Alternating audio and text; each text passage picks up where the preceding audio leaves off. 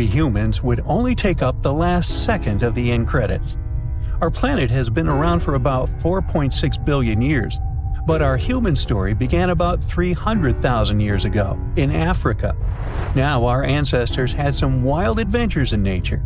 They could have run into creatures so big they'd make today's elephants look like puppies. The woolly mammoth is a pretty famous animal, sure. His cousin, though, the Columbian mammoth, not so much. This giant used to roam places from Canada all the way down to Mexico. Unlike the furrier woolly mammoths, which hung out in colder places, these animals had shorter hair, resembling huge elephants. They also had incredibly large tusks, like 12 feet worth of spiraling sturdy tusks. And they weren't just for show, they came in handy when facing predators. That includes our ancestors. If you think about sloths these days, you're picturing these adorably slow creatures. They couldn't possibly be in your list of most dangerous animals. Well, their grandparents might have. For starters, we call them ground sloths, and they vary a lot in size. Some were as big as rhinos, and others, like the Megatherium, were as colossal as elephants. Imagine seeing a 20-foot-long sloth which doesn't mind chewing on some meat every now and then, at least in theory. Ever heard of Bigfoot? Well, our next animal kind of looks like him, but is a distant cousin to orangutans. Meet Gigantopithecus, the largest primate to ever call our planet its home. Standing tall at 10 feet and weighing more than 600 pounds, these animals were amazing to look at in real life. Unlike Bigfoot, they weren't constantly hiding. In fact, it's believed they were peaceful and gentle creatures. Sadly, they faded away about 100,000 years ago, mainly because their food sources slowly became unavailable. Those lush, fruity forests they called home eventually turned into dry grasslands. Next on our list is the cave hyena. Weighing a chunky 250 pounds and standing 3 feet tall, these beasts were as long as a grown-up lying down. What's even more interesting about these creatures is that they loved hanging out in groups. A pack could be as big as 30 of these animals, which meant they could easily take on even the biggest, heaviest mastodons. Our ancient families would have needed to stay alert around these hungry specimens. Sadly for these hyenas about 20,000 years ago, their numbers started going down. Soon enough, they completely disappeared from the planet. Quick pop quiz. What's called a tiger but isn't really one? It's the saber-toothed tiger. I mean, sure, they belong to the feline family, but they aren't technically tigers. First appearing around 42 million years ago, in July I think, many of their kind were gone before we even showed up. However, early Americans might have bumped into a couple of specimens from this group. If that really happened, it would have been quite the encounter. Think of the biggest wild lion today or the hefty Siberian tiger. These big cats also had some incredible features hidden in their fur. They were good at sneaking around, hiding, and pouncing on mammoths bigger than themselves. Their bite wasn't that strong, but they could open their jaws wide, like twice as much as a lion. And although their teeth were a bit on the weak side, they had buff forearms to pin down their dinner, giving those big fangs a purpose. Not the kind of kitty you'd want to play with. Dire wolves made their debut about 250,000 years ago. They were like the gray wolves we know today, but a lot stronger. While wolves these days stretch out to about 6 feet and tip the scales at 170 pounds max, dire wolves were about 5 feet and about 150 pounds. Found all over North and South America, they had admirable jaws, biting nearly a third harder than their modern counterparts. Also, their favorite snack was horses. But just like many other majestic beasts of the past, they faded away around 10,000 years ago. Now, names can be deceiving. Take the American lion, for example. It's not really a lion, it's more of a panther's big cousin. The other part of the name is correct, though. They did live in America about 330,000 years ago. This feline was no lap cat either. They were at the top of the wildcat pyramid, weighing a colossal 772 pounds. That's like stacking 4 grown men on a scale. Even the mighty African lion would look a tad bit shy beside these beasts. With the muscle to take down a bison, You wouldn't want to accidentally interrupt their dinner. They parted ways with this planet around 11,000 years ago, right after the last ice age.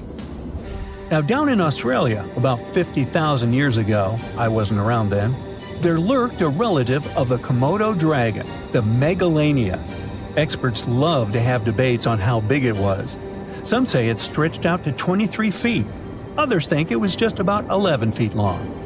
Either way, they were basically mega-sized Komodo dragons with a dangerous bite. If you think bears are already big and fluffy now, let's introduce the short-faced bear. While this big creature stood on its hind legs, it towered at 14 feet. With long limbs, they could outrun today's bears, hitting speeds up to 40 miles per hour. These ultra bears sadly disappeared around 11,600 years ago. Now imagine a crocodile. Okay, imagine that same crocodile, only supersized, with sporty legs, doing its thing in Australia about 1.6 million years ago. Well, say hello to the quincana. These crocs were extremely large, reaching 23 feet. And no, they weren't lazy river loungers. These creatures really love spending time on land. They evolved to have strong legs for their chases and razor-sharp teeth designed for slicing, not gripping. When did we stop sharing beaches with them? About 40,000 years ago. The name elephant bird might not sound familiar, but try to picture a bird that stood tall as high as a basketball hoop at 10 feet and weighed as much as a small car, 1,500 pounds. Their eggs were equally huge, like 150 chicken eggs bundled up into one.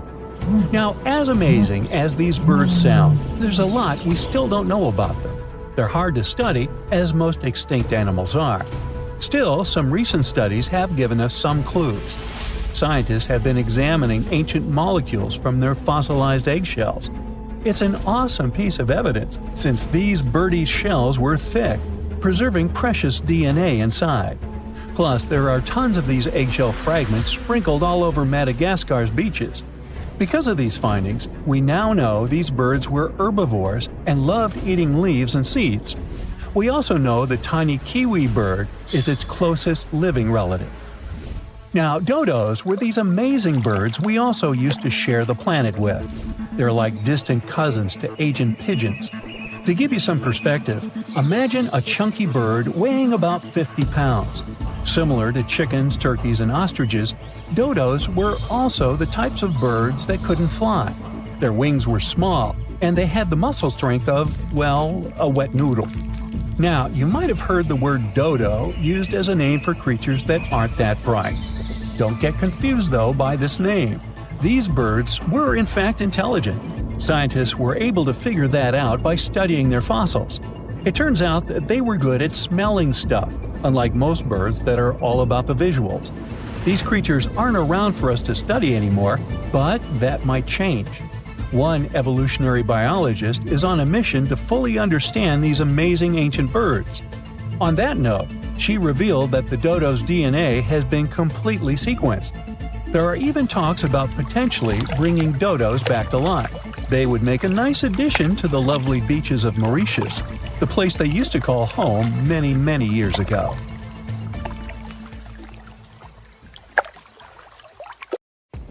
There's a monster hiding in the remote forests, swamps, and rivers of the Congo Basin in Central Africa. It has a long neck, looks like a dinosaur, and is the size of an elephant, or maybe a hippo at least. That's what people who claim to have seen it say. It should have gone extinct millions of years ago, but this Congo's version of the Loch Ness Monster somehow survived.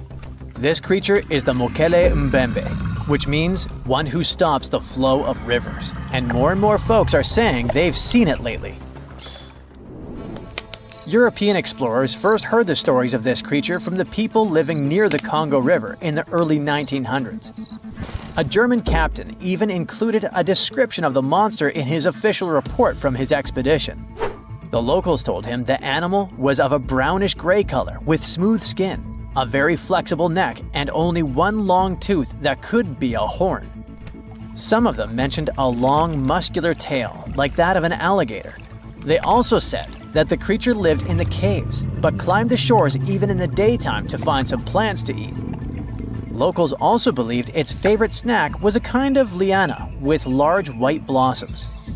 Some of them even showed the German captain some fresh path the monster left leading next to those plants. And oh, they warned him that Mokele Mbembe definitely didn't like humans and took down any canoe that would sail nearby. Dinosaurs were a real hit in pop culture in the 1910s, and several newspapers in Europe and North America wrote about the dino-like monster from Africa back then. In the later years, several expeditions traveled to the Congo Basin to search for Mokele Mbembe or interview claimed witnesses.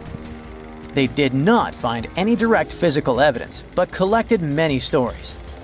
One zoologist in the 1980s said he took a film of Mokele Mbembe, but the footage did not develop properly. Stories and movies like Jurassic Park have kept the dream alive that dinosaurs might still be hiding somewhere in deep forests. At some point, people stopped reporting sightings of the creature as often, so it almost became a forgotten legend. But it all changed recently, as many people claim to have witnessed the mythical monster with their own eyes. Cryptozoologists, those fans of mysterious creatures, believe it could be a dinosaur that, for some reason, didn't go extinct, related to a brachiosaurus or a diplodocus. This idea comes from how people describe seeing the creature, with a super long neck, a huge body, and a tiny head. They think it might have stayed hidden in the deep forests of Africa all this time. But scientists say that if it really were the last living dinosaur, we would have found some real proof by now, like a photo or bones or something showing it walking around the Congo Basin. Some expeditions that are trying to find proof the monster is real have even used sonar technology to scan the murky waters of Central African rivers and lakes in search of any large, unidentified creatures. Some people even narrowed down the monster's location to a specific remote lake, surrounded by untouched jungle in the swamps. So far, the search for evidence hasn't been successful. The explanation behind all the sightings of the Mokele Mbembe could be the changing ecosystem. More and more human settlements are moving into the huge Congo Basin rainforest. People aren't used to seeing large animals that live in the forest, so they believe they have witnessed the mysterious creature from their folklore. The human brain often fills in the gaps in something we don't know and uses imagination to explain it, especially if there's a ready-made version that everyone's heard of. But still, we can't completely rule out the possibility that there are some new, unknown species of animals hiding in the Congo forests. Maybe just not a missing dinosaur. Another legend, this time Mongolian, says there's a giant worm living deep in the Gobi Desert. Yep, similar to the monster you've seen in Dune. The creature, which is supposedly up to 6 feet long, can spit acid that could melt anything and shoot electricity. They say it spends most of its days hiding underneath the sandy dunes, but likes to come out during the wetter months of June and July. The people in the West first found out about the megaworm of the Gobi Desert thanks to an American paleontologist, Roy Chapman Andrews. This brave man was probably the inspiration for Indiana Jones. In 1926, he wrote about the creature in his book. At the meeting with Mongolian leaders, Andrews heard detailed descriptions of the creature, even though none of them had ever seen it themselves. One of them said it looked like a sausage that was about 2 feet long, with no head or legs. According to him, the worm was so poisonous that just touching it could instantly take your life, and it lived in the loneliest parts of the Gobi Desert. Andrews didn't think the creature was real, but he shared these stories again in another book. And then, stories of the monster spread around the world. In some of them, it's only 1 foot long. In others, it's as large as a human. Some say it looks like a snake, and some describe it as a caterpillar. Some people claim it has wings and can fly, and others think it could be a supernatural evil being without a body. The color of the creature also remains a subject of debate. It could be white-gray, brown, or even bright red. The stories of witnesses are probably so different because the creature doesn't even exist. In 1983, one scientist who was visiting the region heard that an old man had managed to finally catch the mysterious worm. He also found out there was a nest nearby and decided to risk it all and see it. But instead of a scary monster, there was a tartar sand boa inside. Luckily for the scientist, this snake is non-venomous, but it does have gray-brown scales and could match the description of the giant worm. When he showed it to the locals, supposedly all of them said it was the monster they had seen. Big expeditions from America, Britain, and New Zealand came to the Gobi Desert to try and find the creature. Many other adventurers came from all around the world on their own, but found no evidence the monster was real. But many Mongolians are sure the death worm is no fantasy. If you don't believe there's a monster in the Gobi Desert, how about one in Lake Worth in Texas?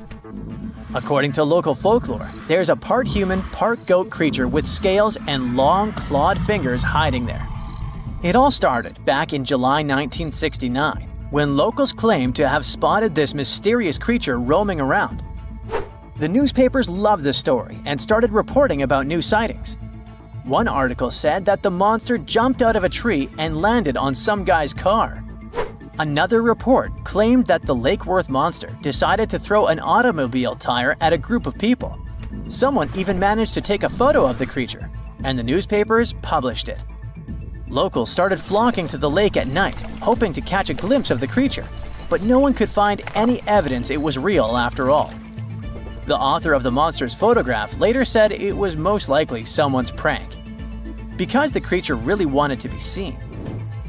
Then, a reporter from the local newspaper received an anonymous letter saying that it was 3 high school students who decided to dress up and scare people.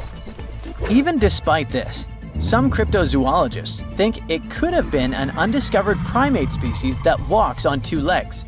We don't know if the Worth monster is real, but it does one good thing and brings together the local community. Every year since 2009, they throw the Lake Worth Monster Bash. Australia used to have its own giants. Those were huge animals that could have dwarfed anything living on this continent these days.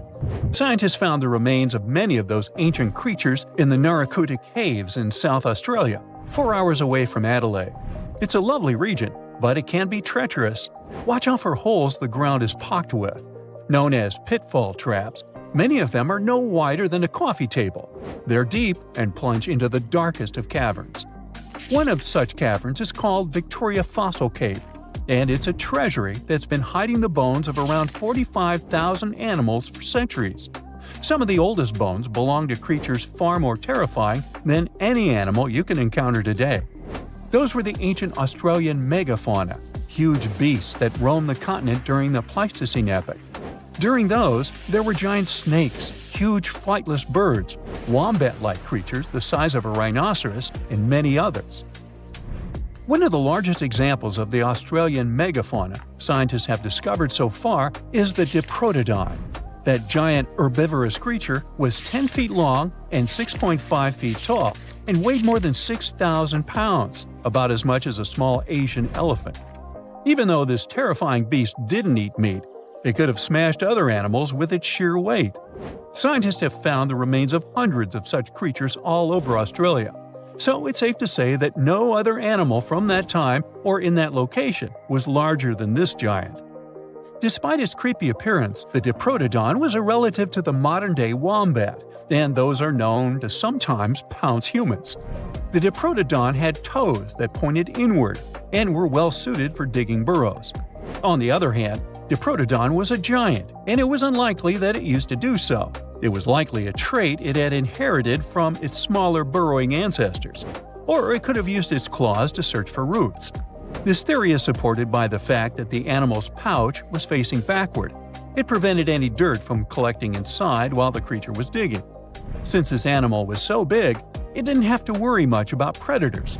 Up until 60,000 years ago, when the first humans appeared on the continent, full-grown Diprotodons only had to look out for creatures like the quincana.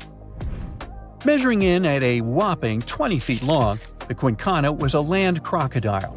It lived in Australia from around 20 million to 40,000 years ago. It disappeared along with most other mega creatures of the last ice age. is thought to be the result of the first humans coming to the continent. Even though the quincana was extremely fast and dangerous, it was possible that this creature got outcompeted by human hunters who took all available prey. Unlike modern crocodiles that are mainly aquatic, that mighty beast was a land dweller. Scientists figured it out by studying the quincana's legs. They were able to support and carry the body clear off the ground. It means there was no escape for ancient people once the quincana spotted them.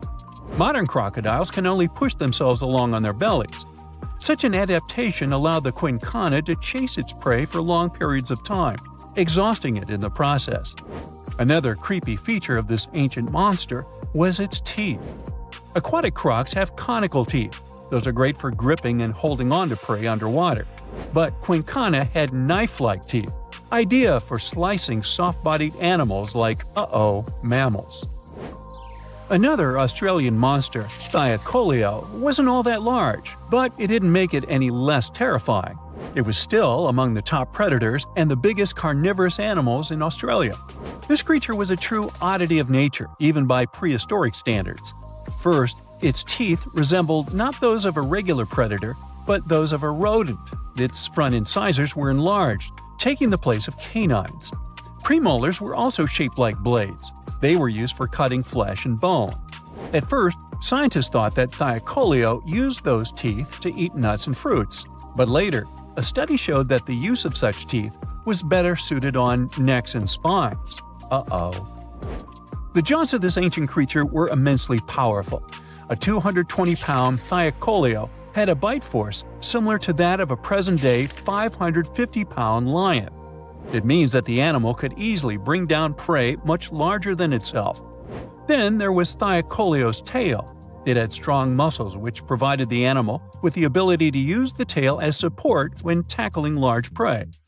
The Thylacoleo had retractable claws, and this feature is very uncommon among marsupials. It allowed the animal to keep its razor-sharp hooks from getting blunt and could help it get a better grip on its prey. Scientists are quite sure that, like today's leopards, the Thylacoleo could climb trees and jump on other animals from above. It was done so fast and stealthily they never knew what hit them. The creature's rear feet support this theory. The first toe there was reduced, but the foot had a rough pad like what modern-day possums have. It allowed them to have a better grip while climbing. Right after scientists found the first skull of the Meliolania, this animal was classified as a lizard. That's why its name translates to small groomer. But after they discovered more complete fossils, it turned out that the Meliolania was a giant turtle. But that's not all. It was one of the largest land turtles to ever have existed. The main reason researchers initially believed the creature to be a lizard was the fact that its skull was adorned with a series of spikes. It's something the modern-day horned lizard can boast. But even after discovering the true nature of the Meliolania, scientists still don't know how to properly catalog it. It might have been a creature that folded its neck under its spine, or it could have folded it to the side. Beside those defensive mechanisms on its head, the Meliolania was also equipped with a spiked tail, which was probably used to prevent predators from attacking the animal from behind. Most species of the Meliolania disappeared around 2,000 to 3,000 years ago because of humans who hunted them to extinction in both Australia and on the surrounding islands. It took around 2 centuries for these turtles to go extinct in that region of the globe. The Megalania was a giant Australian lizard that existed at the end of the Pleistocene epoch. It looked like a Komodo dragon and the Australian monitor lizard, which are both believed to be Megalania's closest living relatives. Fossils tell us that the ancient animal was anywhere from 15 to 26 feet in length. Ow! The youngest fossil remains of this ancient Australian monitor lizard date back to about 50,000 years ago. The first indigenous settlers must have encountered Megalania, which led to the lizard's extinction. Originally, scientists thought that the Megalania was the only member of the genus Megalania, but these days it belongs to the genus Varanus, which means that the prehistoric creature is closely related to other Australian monitor lizards. Our next giant creature on their list was once dubbed an ostrich on steroids. I mean, look at it. It was the last of the thunderbirds to go extinct in Australia. The Genyornis lived on the continent at the same time as early humans. They might have coexisted for 15,000 years or so before the huge bird eventually disappeared. This theory has some proof. The bird's fossils found along with human artifacts. Some cave paintings also depict flightless birds similar to the Genyornis in size and shape. Although it wasn't the largest bird in Australia, the goose-like creature was still as tall as a grown-up man and weighed around 550 pounds. Even a modern-day ostrich can be dangerous if it feels threatened. Imagine meeting its giant prehistoric relative. Scientists are still arguing about its diet. Many believe the creature was an herbivore, but there's still a chance that the Genyornis was a partial scavenger. Its small, stubby wings and powerful hoof-like legs hint that the bird could have been a plant eater. But its huge beak and exceptionally deep lower jaw evoke suspicion. Such features are highly unusual in birds. Every species on Earth, you, me, and that nasty neighbor of yours, is destined to go extinct someday. Just like what happened to the woolly mammoths and saber-toothed tigers. Stats aren't bright. Scientists say that 99% of all animals that ever lived are now extinct. Hey, what's that look on your face? Going extinct is not the end of the story.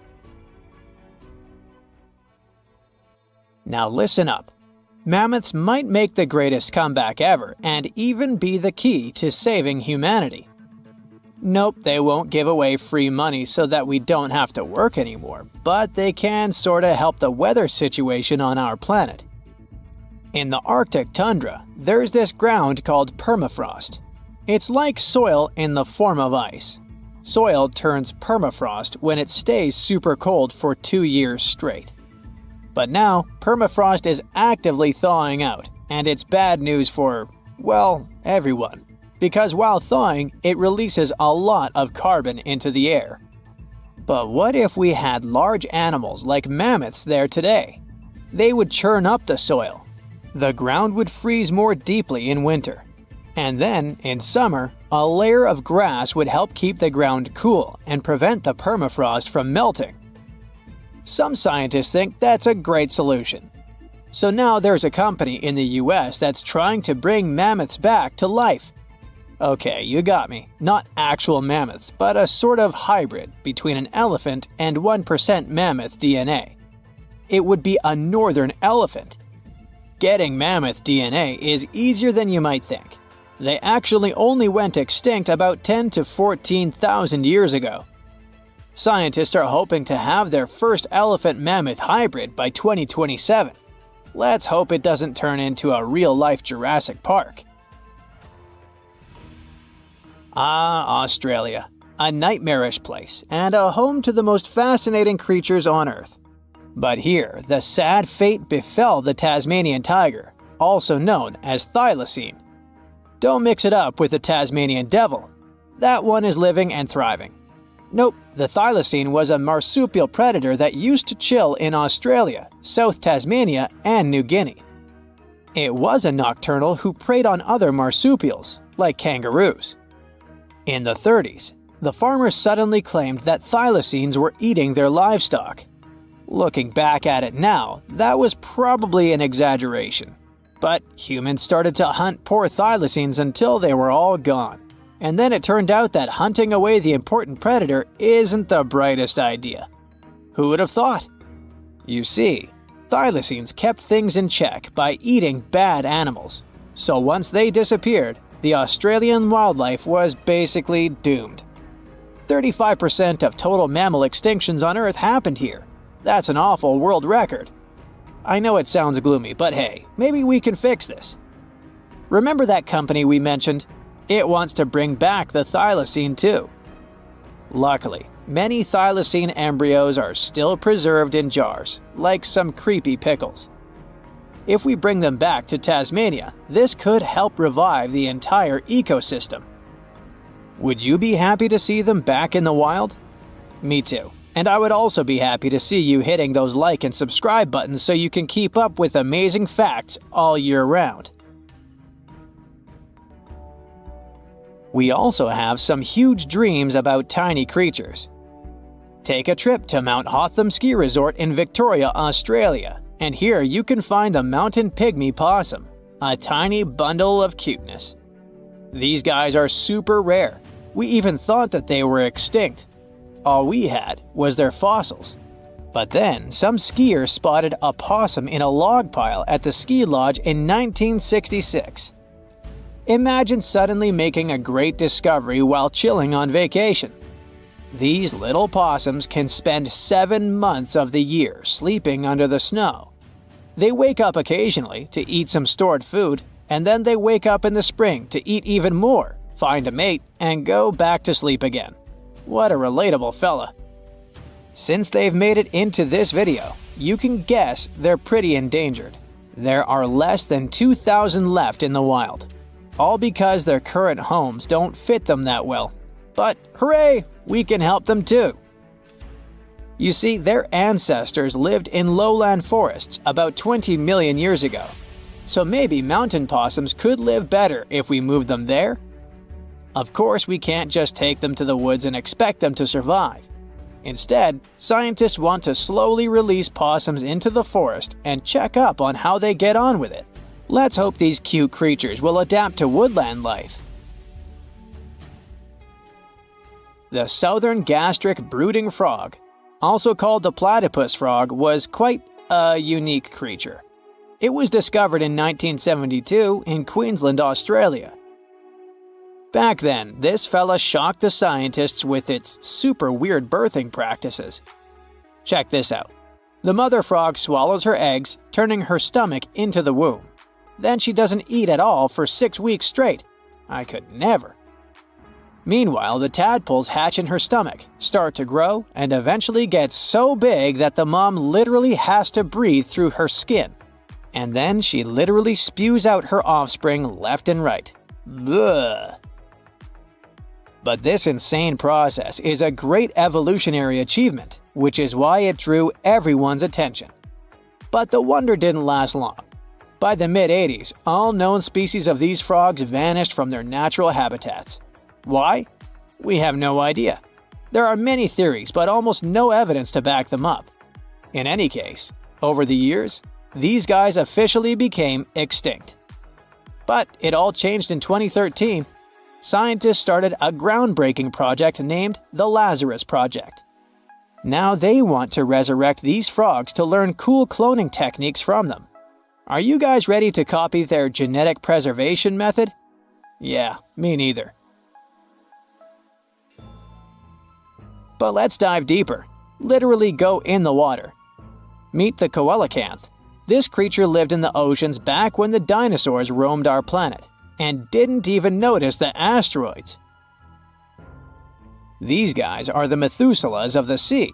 They can live up to 100 years, and they don't even start thinking about leaving offspring until they're around 55. At least they've got plenty of time to live for themselves. We actually thought this creature had gone extinct about 65 million years ago. But then, the first Latimeria specimen was discovered off the coast of South Africa in 1938. Now they're known as living fossils. And these fish are enormous. They weigh around 200 pounds. They're also super stylish, with those lobe-fished paddles that make them look like disco balls. Oh, and they're great aerialists. Thanks to those versatile fins, they can even do headstands and swim belly up. The coelacanth is also a bit of a homebody. It's not very energetic and likes to live in underwater caves during the day, only coming out at night to snack on smaller fish and squid. Another animal who's literally me. Now we're trying our best to preserve this species, and I won't be surprised if it outlives us all. And finally, let's talk about the largest and most awkwardly looking flightless bird from New Zealand, the South Island takahe. The tale of the takahe started way back in the Middle Ages. Humans accidentally hunted them all away, and by the late 19th century, it seemed there were none of them left. But then, they were rediscovered in New Zealand in 1948. Poor guys did all they could to hide from us in the mountains, but we still got them.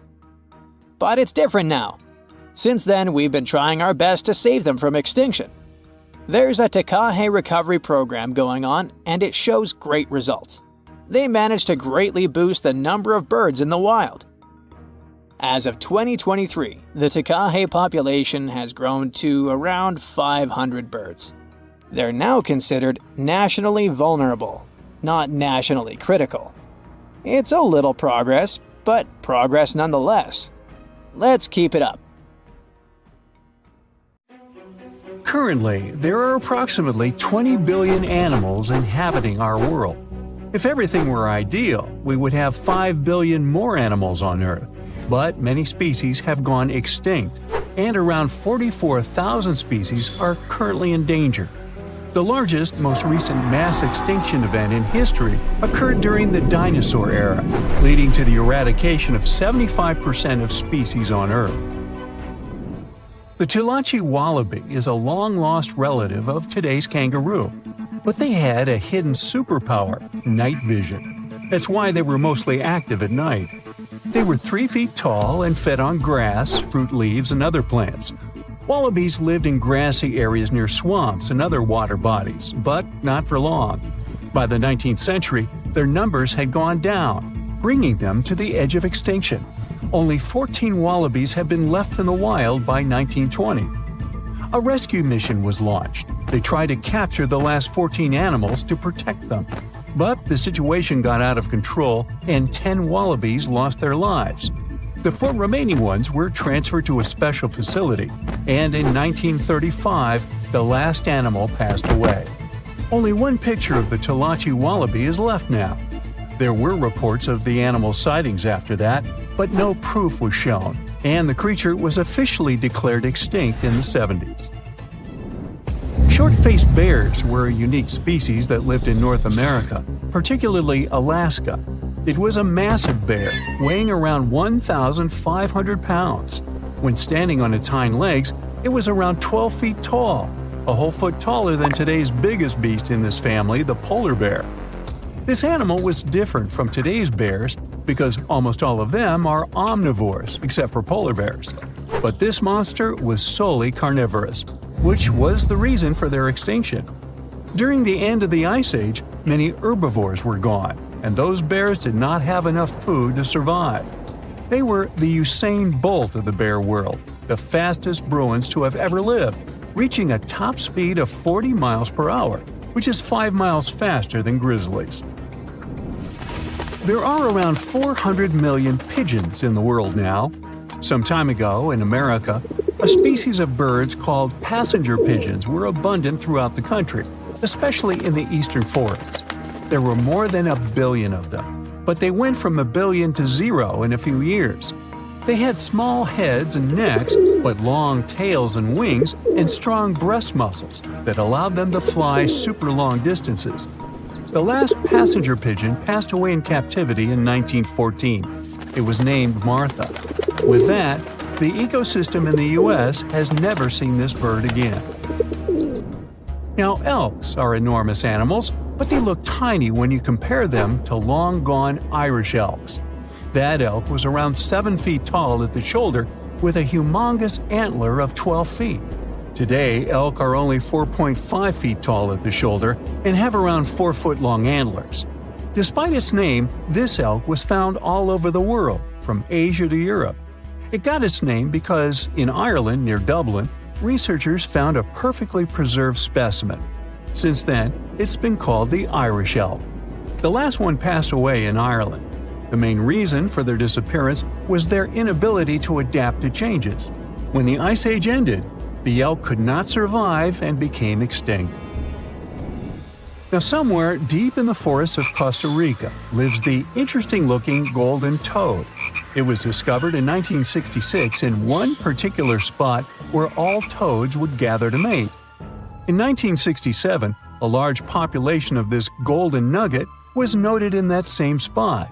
But the following year, only 10 to 11 toads were seen, and the year after that, in 1968, only one lonely male toad showed up at the spot.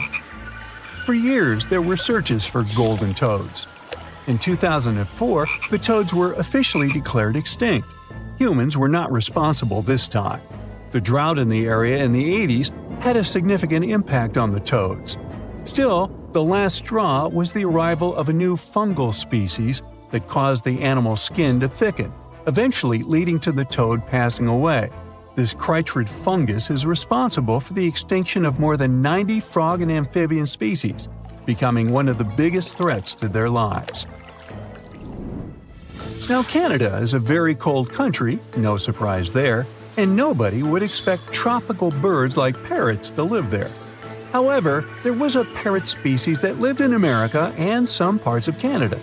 I'm talking about the Carolina parakeet. Those were truly beautiful birds with orange-yellowish heads and green bodies. Their favorite rest spots were big trees alongside rivers. This parrot's favorite food was cocklebur seeds, which are poisonous to us, but the bird had no problem eating them. Also, they used the dangerous cockleburs as a defense mechanism. After they ingested loads of them, their meat became poisonous, and predators do not enjoy eating toxic birds. Carolina parakeets were abundant, there were millions of them. But since the Ice Age, their numbers had been gradually going down because of natural reasons, mainly temperature. By 1935, no such parakeets were left in the wild. Today's African lion had a much more prominent and notorious cousin, the Barbary lion. Those cats were mentioned in many famous old books. They were described as mean, terrifying beasts. It's believed that they were the largest lion species ever. Those big cats weighed around 600 pounds and were 9 feet from the head to tail. Unfortunately, this lion was declared extinct in the 90s due to many factors. Today, we only have one photo of this animal taken from a plane. Paradise parrots were native to Australia. They were genuinely amazing birds with captivating colors. What was unique about them was their nesting habits. They only nested in termite mounds. This parrot was always on the edge of extinction, and the reason for that is still unknown. Mice, rats, and other animals also hunted them, and it added fuel to the fire. The last bird was spotted in the year 1972. Since then, paradise parrots have only been seen in museums. The Gulf of Mexico was once home to Caribbean monk seals. This species of seals enjoyed spending time in the warm subtropical climate of the Caribbean. Most of the time, they were found near reefs and islands, foraging for food. Like most of us, they also loved sandy beaches and were usually seen in groups of 100 seals, resting before the next adventure. In the year 1886, monk seals were declared extinct. You can still see this animal in 2 museums. Both are located in the UK. As we all know, zebras have black and white stripes. But once, a zebra species had only half the body covered with brown and white stripes. The rest was just brown, and the belly was white. It was called the quagga. They lived in the southern part of Africa in grass fields and wet pastures, like today's zebras, and ate grass and other plants. The last quagga perished in 1888, but not all hope is lost. Today, extensive research is being done to bring this animal back into the wild. Australia is home to many outlandish animals, but the craziest ones are probably gastric brooding frogs. This species is not like your ordinary frog that lays eggs. They hatch their young inside their stomach and give birth by vomiting around 25 fully formed young frogs. Sometimes their stomach becomes so bloated that they have to breathe through their skin. 2 species of this frog were discovered in the northern and southern parts of Australia in the 1970s by Mike Taylor. A decade after their discovery, both species are gone.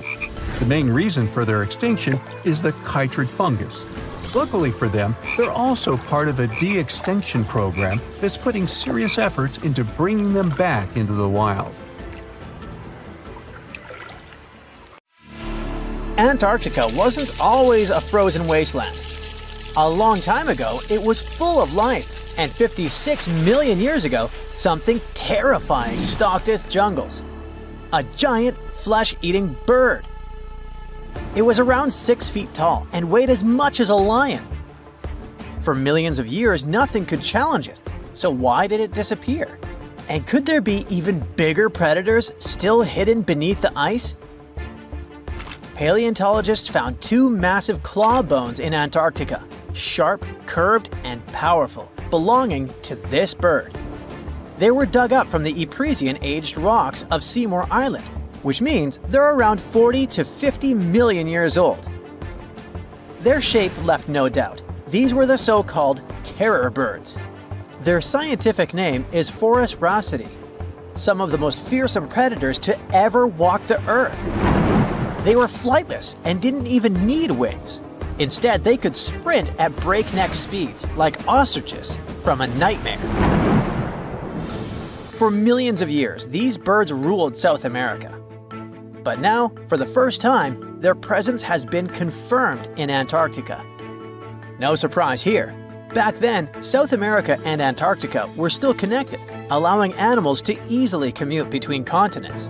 So these birds probably migrated south to adapt to life on Antarctica's prehistoric landmass. It didn't just survive here, it thrived. But at some point, this nightmare of an animal vanished. Why? Most likely because of the temperature changes.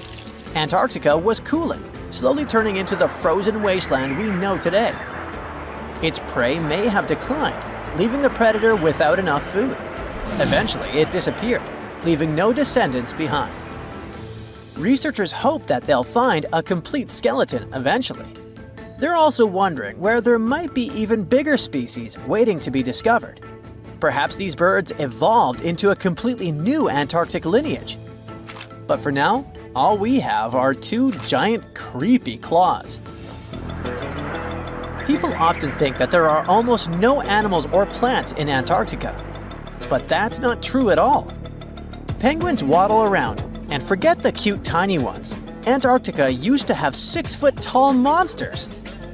The emperor penguins are the largest penguin species alive today. They can dive over 1,800 feet deep and hold their breath for over 20 minutes. There were giant ancient penguins around 38 million years ago. They were the size of humans. Fossils show they had long, sharp beaks, making them terrifying hunters of fish and squid. The fish there are also absolutely fascinating. Forget giant squids. Colossal squids are nightmares even bigger.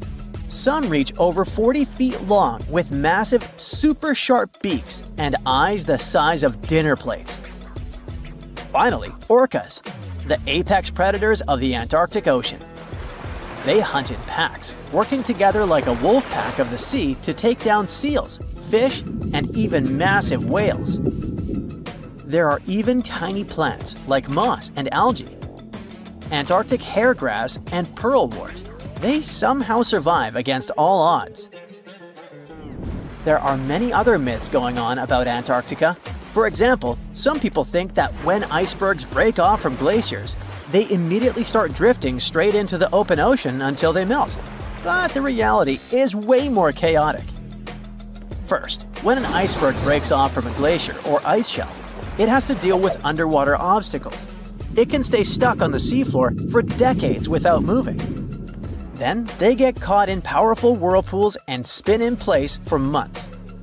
One iceberg, a 23A, spent nearly 40 years frozen in place before finally breaking free, only to get caught in a swirling ocean vortex for another 8 months. After that, their paths are influenced by ocean currents, tides, winds, and even underwater topography. They don't just float freely. Their movements are full of literal, unexpected twists. And speaking of glaciers, another strange rumor is that some humans can't travel more than 311 miles inland in Antarctica because of an impassable ice wall, freezing jet fuel, deadly winds, and no oxygen. But this is completely false.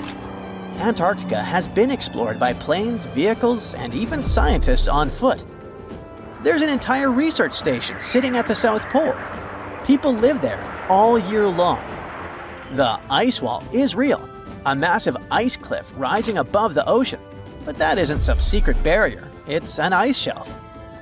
These are thick slabs of ice that form when glaciers slowly flow off the land and spread over the ocean.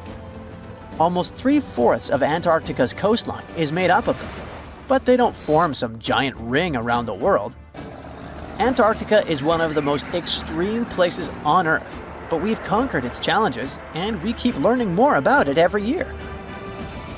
That's why every year, millions of dollars are poured into keeping research stations running, protecting wildlife, and making sure the people who live there have everything they need. But where does all this money go? Well, Antarctica stations are basically small cities. There's electricity, heating, water purification, food storage, and medical facilities. The biggest station, McMurdo, is basically a town with over 1,000 people in summer. It has everything from a fire station to a gym. The South Pole Station is super deep inland, so it's one of the hardest places to supply. Getting food and fuel there requires airplanes flying thousands of miles in extreme cold. But the internet loves a good mystery. When Google Maps revealed what looked like a massive doorway in Antarctica, conspiracy theorists went wild. People joked about everything from Bigfoot's vacation home to a secret base, or even a Star Trek spaceship hangar hidden in the ice. But there's a way simpler and less exciting explanation.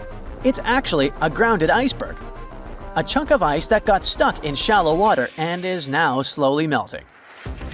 As ice moves across the landscape, it flows around bumps and obstacles, creating odd shapes. The process of melting, breaking apart, and refreezing can carve ice into unexpected forms. Antarctica also has incredibly strong downward-blowing winds that sculpt ice into dramatic formations over time. No secret doorway, unfortunately. And speaking of doors, for years, Ushuaia, Argentina, has been called the gateway to Antarctica, the last stop before the icy continent, the place where expeditions begin. But there's another option. Punta Arenas, Chile. Let's compare them. Ushuaia is closer to Antarctica. It's the top departure point for tourists going on cruises. But no regular flights to Antarctica. No major scientific bases operating from here. It's basically controlled by the military, which refuses to allow private flights, only commercially operated ships. Yes, Punta Arenas is further from Antarctica, but 22 countries and global organizations use it as their main base. There are regular flights to Antarctica happening there every year. Private airlines can actually operate here, making it the real air connection to Antarctica. Ushuaia may have the best location physically, but Punta Arenas actually runs the show. Argentina made a huge error in picking its Antarctic airbase. Instead of setting up a simple, accessible base at sea level, they built Marambio Base, very high on rough terrain, completely impossible to reach by land. Everything has to be flown in by helicopter, making operations slow, expensive, and frustrating. For 50 years, Argentina stubbornly stuck to this bad decision, while Chile set up efficient, well-planned bases that the world now uses. If things don't change, Ushuaia will be nothing more than a tourist stop.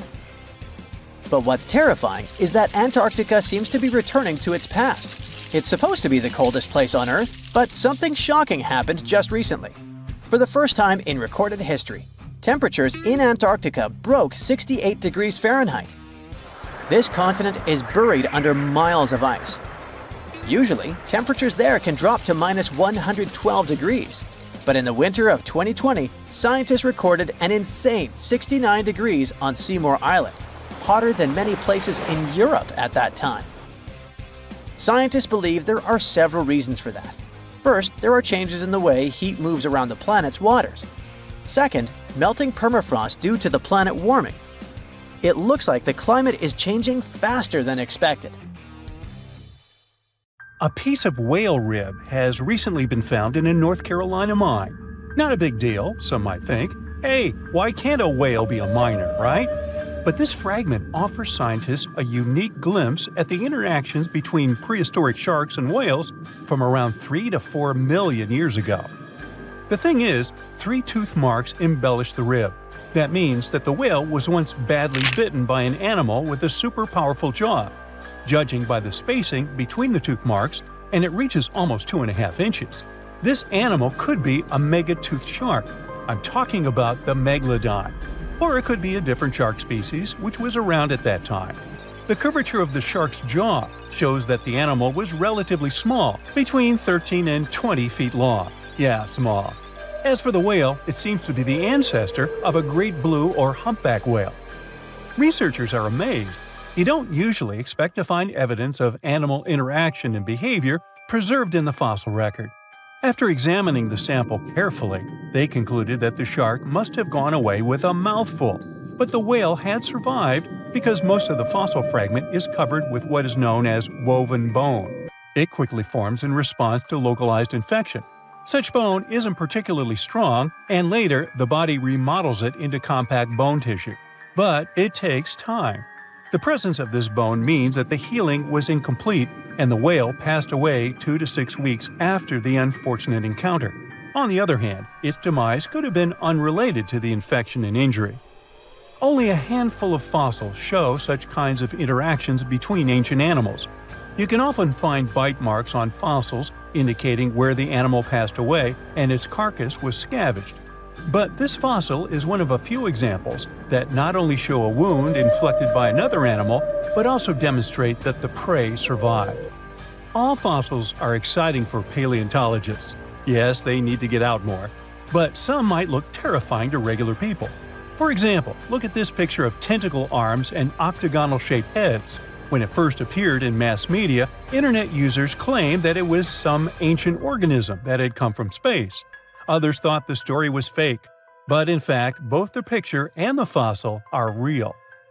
The fossil is known as a mortality plate, a fossilized representation of a mass extinction event of one or several species. The fossil actually contains more than a dozen specimens of a type of marine organism called a crinoid. Despite their looks, crinoids were not plants but marine animals. This particular species lived deep underwater on the seafloor. Crinoids were related to starfish, sea urchins, and brittle stars. These creatures could attach themselves to the seafloor with stalks made up of flexible porous discs connected by soft tissue. The stalks were hollow, and that's where the animal's nervous system was located. Crinoids absorbed oxygen through thin-walled tube feet. The creatures usually reached the length of more than 8 inches and had 5 arms lined with leathery-looking tentacle-like structures. They fed on plankton and sloughed off organic material. Now, even though these fossil finds seem to be super exciting, few creatures in the fossil record confuse scientists as much as the Tully monster. This curious sea creature sported a toothy, trunk-like snout and eyes splayed out on a rigid rod. But the most bizarre thing? It has been impossible to classify. Researchers have been considering a variety of organisms, for example, segmented worms, swimming slugs, and primitive eel-like creatures, since the monster was discovered in 1966. Recently, they have even tried to connect it to some species of jawless fish with a backbone-like structure. A team of scientists from Japan has used high-resolution laser scanners to examine the anatomy of Tully monster fossils in 3D. They concluded that the enigmatic fossil might be an invertebrate after all, and still, the true identity of the creature remains elusive. In the 1950s, amateur fossil hunter Francis Tully found a ghostly imprint of a torpedo-shaped organism with a huge tail fin in the Mazon Creek fossil beds in Illinois. Tully had never seen anything similar to the torpedo structure. He took his find to Chicago's Field Museum of Natural History. Paleontologists working there were baffled as well. Since then, scientists haven't been able to determine where the creature fits on the phylogenetic family tree, or where they should spend Thanksgiving. In 1741, an explorer and captain named Vitus Johansen Bering led an expedition to map the coast of Alaska. The ship he was on got shipwrecked on what later became known as Bering Island, and they got hungry. Half the crew survived thanks to the discovery of an extremely large sea cow. With the meat of these animals nourishing them, the sailors managed to build a small ship from the wreckage and return home. On their way back, a scientist who was among them spent his time documenting the animals and plants they had found. The sea cow was particularly interesting because without it, the crew wouldn't have survived. These animals were more than 26 feet long and weighed around 10 tons. All sea cows are member of the order Sirenia, marine mammals more closely related to elephants than cows. The scientists describe them as having black skin, a small head, and stubby forelimbs. Those sea cows floated on the water's surface, munching on kelp. After the information about these animals became widespread, sea otter fur trading expeditions made use of that convenient depot en route. Sea cows were docile and could be easily hunted. Long story short, within 27 years after the scientists mentioned those animals, they were driven to extinction. But it's not the saddest part. The fossil record reveals a much deeper and darker history. Fossils of sea cows have been discovered all over the world, from Japan to Mexico. It means that the animal once thrived in the vast kelp beds around the entire North Pacific Rim. That small population discovered by the expedition was probably the last remains of a once much larger and way healthier population. More likely, Aboriginal hunting had already reduced the numbers of these animals to near extinction levels, and the final blow came from Western hunters. The living close relatives of those ancient sea cows are rarely hunted today. Still, they're under threat of extinction themselves. To some, this amazing fossil might look a bit disturbing. Slaves' lentils are fossils that belong to animals called nummelites. They lived and thrived in a warm, shallow sea covering part of Egypt around 40 million years ago. The name nummelites hints at the fact that larger specimens resemble coins, and in Egyptian folklore, they're even referred to as angel's money. These creatures have a simple, single-celled structure, which contrasts with their super intricate skeleton. Look at this series of spiral overlapping whorls. Each whorl is divided into countless tiny chambers. Nummelites can grow to be 4 inches in diameter, and still, they are the fossils of single-celled animals related to amoeba. How and why did they grow to be so large? The reason could be their symbiotic relationships with other smaller organisms. In the case of modern species, such symbionts are tiny golden-brown single-celled algae called diatoms. The shells of nummelites are relatively transparent, and since they're flat, there's a large surface area for the light needed for the diatoms to photosynthesize. For some reasons, scientists are still debating about them. The presence of plant symbionts in animals dwelling in the sea encourages the growth of a calcareous skeleton in hosts. So, the gigantic size of the nummelites in Egypt could be due to their close relationship with symbiotic diatoms. Does that make sense? Fun fact: a species of nummelites evolve very fast, and their fossils change from one layer of sediments to the next. So, the limestone used for the pyramids of Giza are so packed with such fossils that it's known as nummulitic limestone. This limestone also contains 2 kinds of nummelites, the smaller slave's lentils and the larger angel's money. But those are not different species, but rather different stages in the life cycle of a single species. Now here's something. Baltic amber is one of the most common resins found in the world. The reason for this is that due to the vast forests of pine, their numerous deposits are so common, they provide wonderful treasures from long ago. Ants are especially common in the Baltic amber, which comes from pine trees. Its resin is rich in sugar, so the ants often live amongst the trees, close to the easy source of food.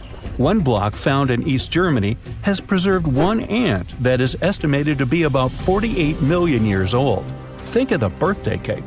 But what makes this find interesting is another animal inside the amber.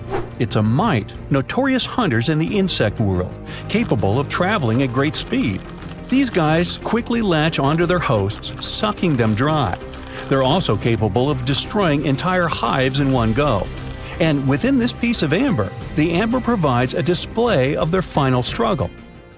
In Southeast Asia, feathers belonging to something unique have been found from 80 million years ago.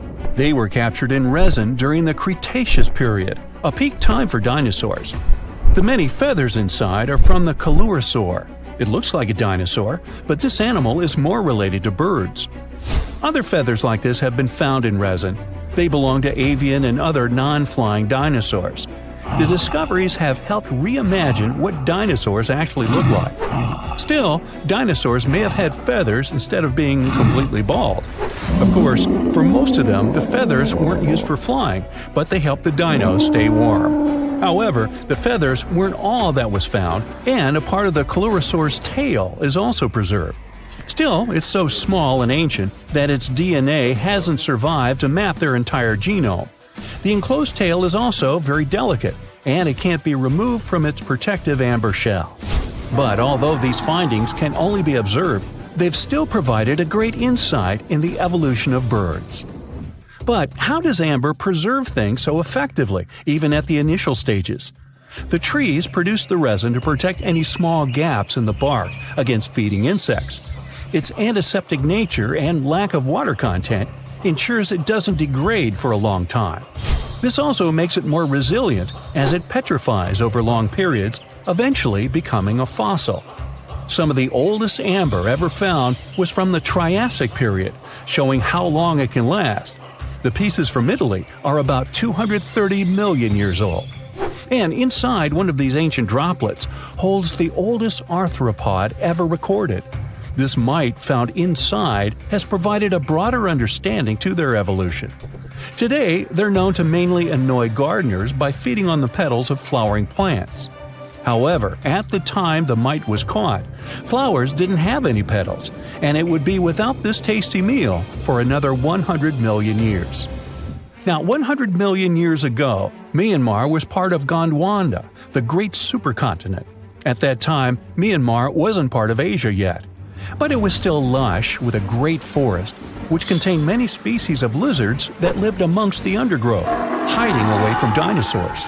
Many of them have been stored within amber. This fact helped discover ancestors of geckos and chameleons. By using CT scans, scientists have analyzed them, providing a glimpse into the formation of their scales, teeth, feet, and claws. It also provided an understanding of how these archaic creatures once appeared. Although mostly pieces of lizards, by using modern technology, the scientists have been able to create 3D images of the lizard. These images can reveal how those guys appeared in their full form. The images show that they still retain some of their exact features to this day, like the chameleon's sticky pads used for climbing. A salamander fossil from around 20 million years ago is one of the most intact specimens ever found in amber. Details of its final moments show that it had been attacked before getting stuck in the resin. However, what's confusing about this find from the Miocene era is that the amber was found in the Caribbean, but it came from a tree that's closer related to those from East Africa. The lizard also has ancestry from the same area. Finds like this have opened a whole new understanding about how these small lizards migrated.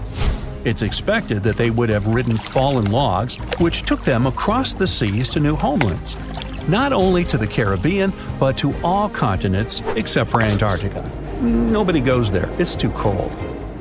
In the Dominican Republic, you can find some of the rarest of all ambers. This Dominican amber came from neotropical forests from around 20 million years ago. Many of the trees that made the resin are now extinct. The amber is almost completely see-through and can come in an array of beautiful colors. The most common colors are red, yellow, and even blue, and are easily mistaken for gemstones.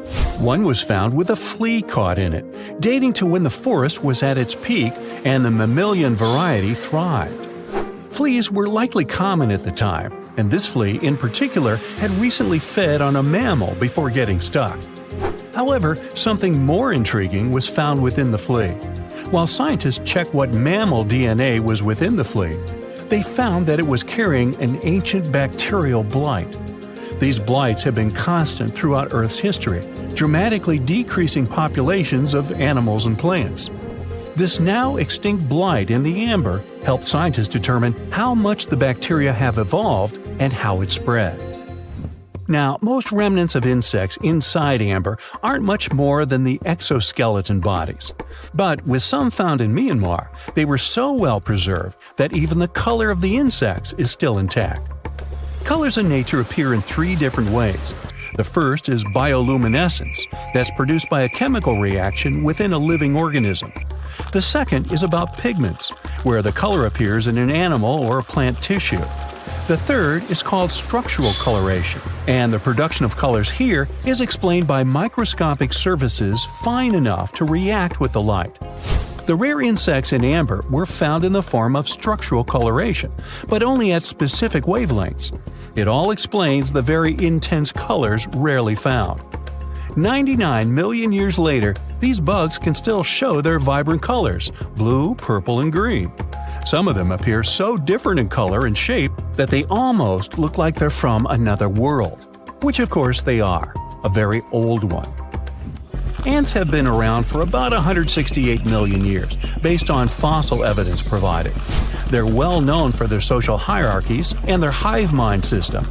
They've dominated almost every corner of the insect world, but when these social capabilities came about have been difficult to determine.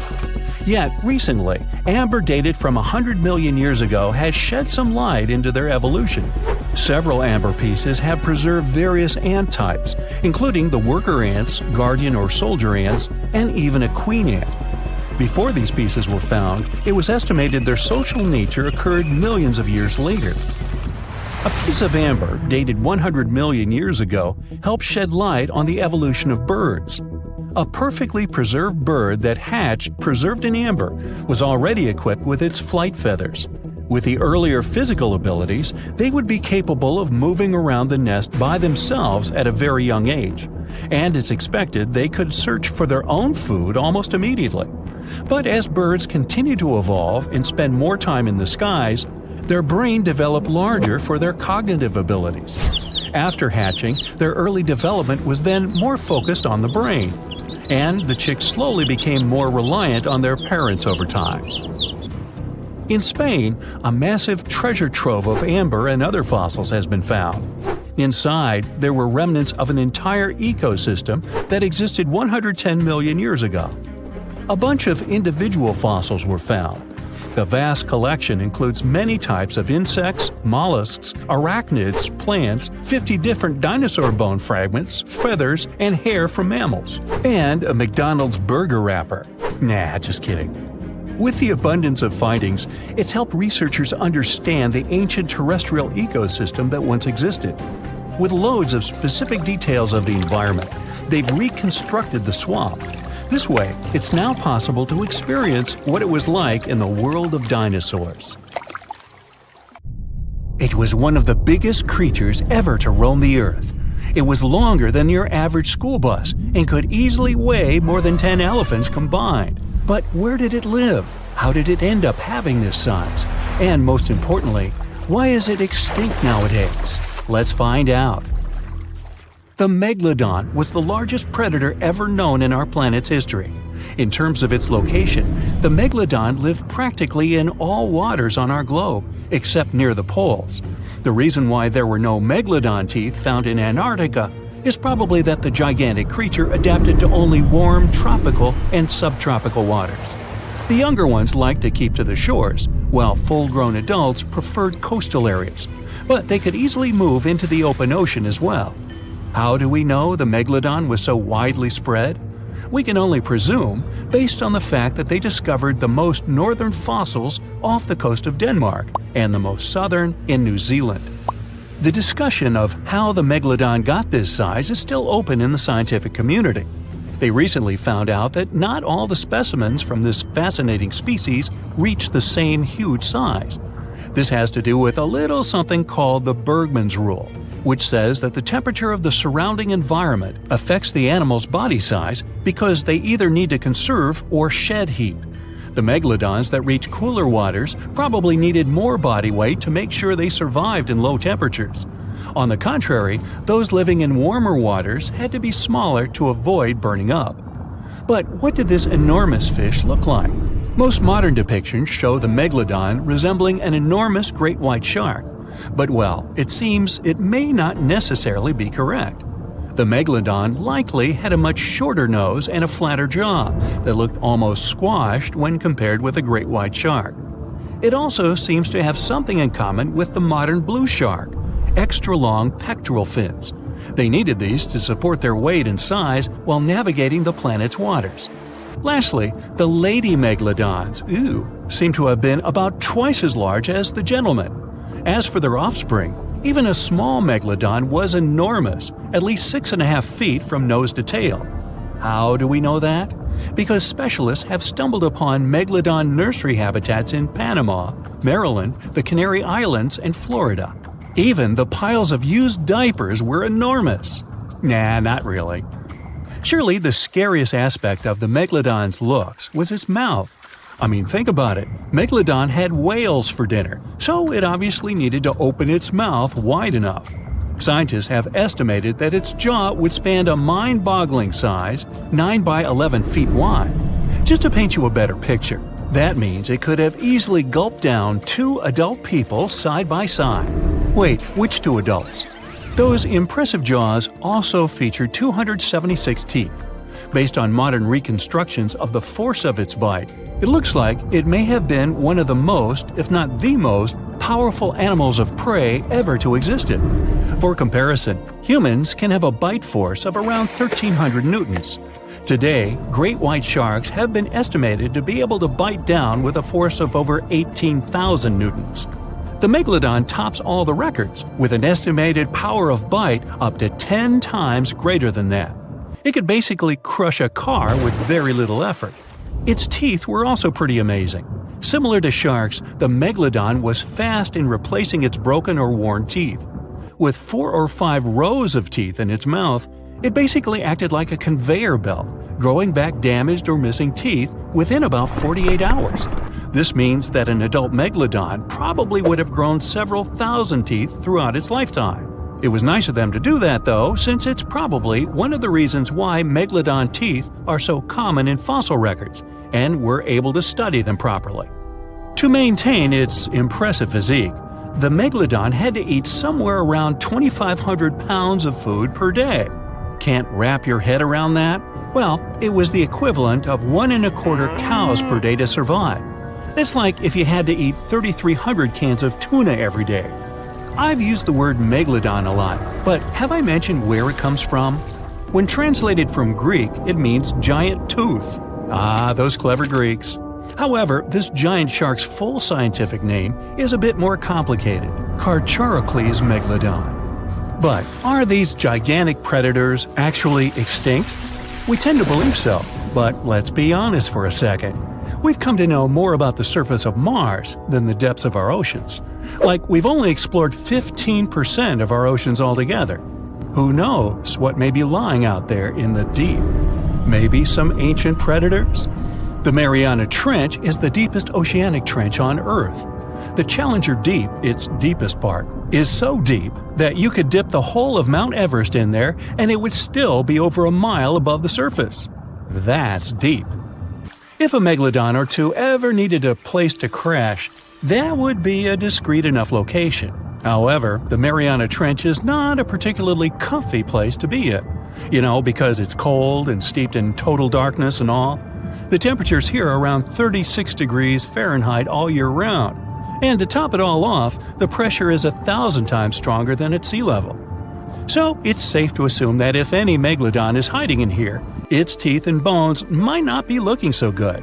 Because of the intense pressure here in the Mariana Trench, proteins and calcium start to dissolve and disintegrate. That's why, for example, the Haddell snailfish, the deepest dwelling fish we've discovered, has evolved to feature flexible cartilage instead of bones. To survive here, the megalodon would also need to learn to navigate in complete darkness. That means it would have to either become luminescent or evolve to grow massive eyes like the giant squid. While it may sound like an intriguing and good idea for a movie script, most scientists don't think it's possible. Why? Well, most of them say it's because of the megalodon's size. Most foods that megalodons like to eat live in shallow ocean areas and not in the deep, deep sea. Specialists believe that if these animals were actually still roaming our waters, there's no way we wouldn't know about it. They would need to come up for dinner every now and then, right? Their food is also the most likely cause of why the megalodon is not alive anymore. While some specialists believe the megalodon became extinct because of a drop in the ocean water temperature, most scientists suggested that the shifting food chain dynamics may have been more to blame. Why? Because at some point, there was less and less of its primary food source, baleen whales, and at the same time, the numbers of its natural competitors, like smaller predatory sharks like the great white shark and whales, increased.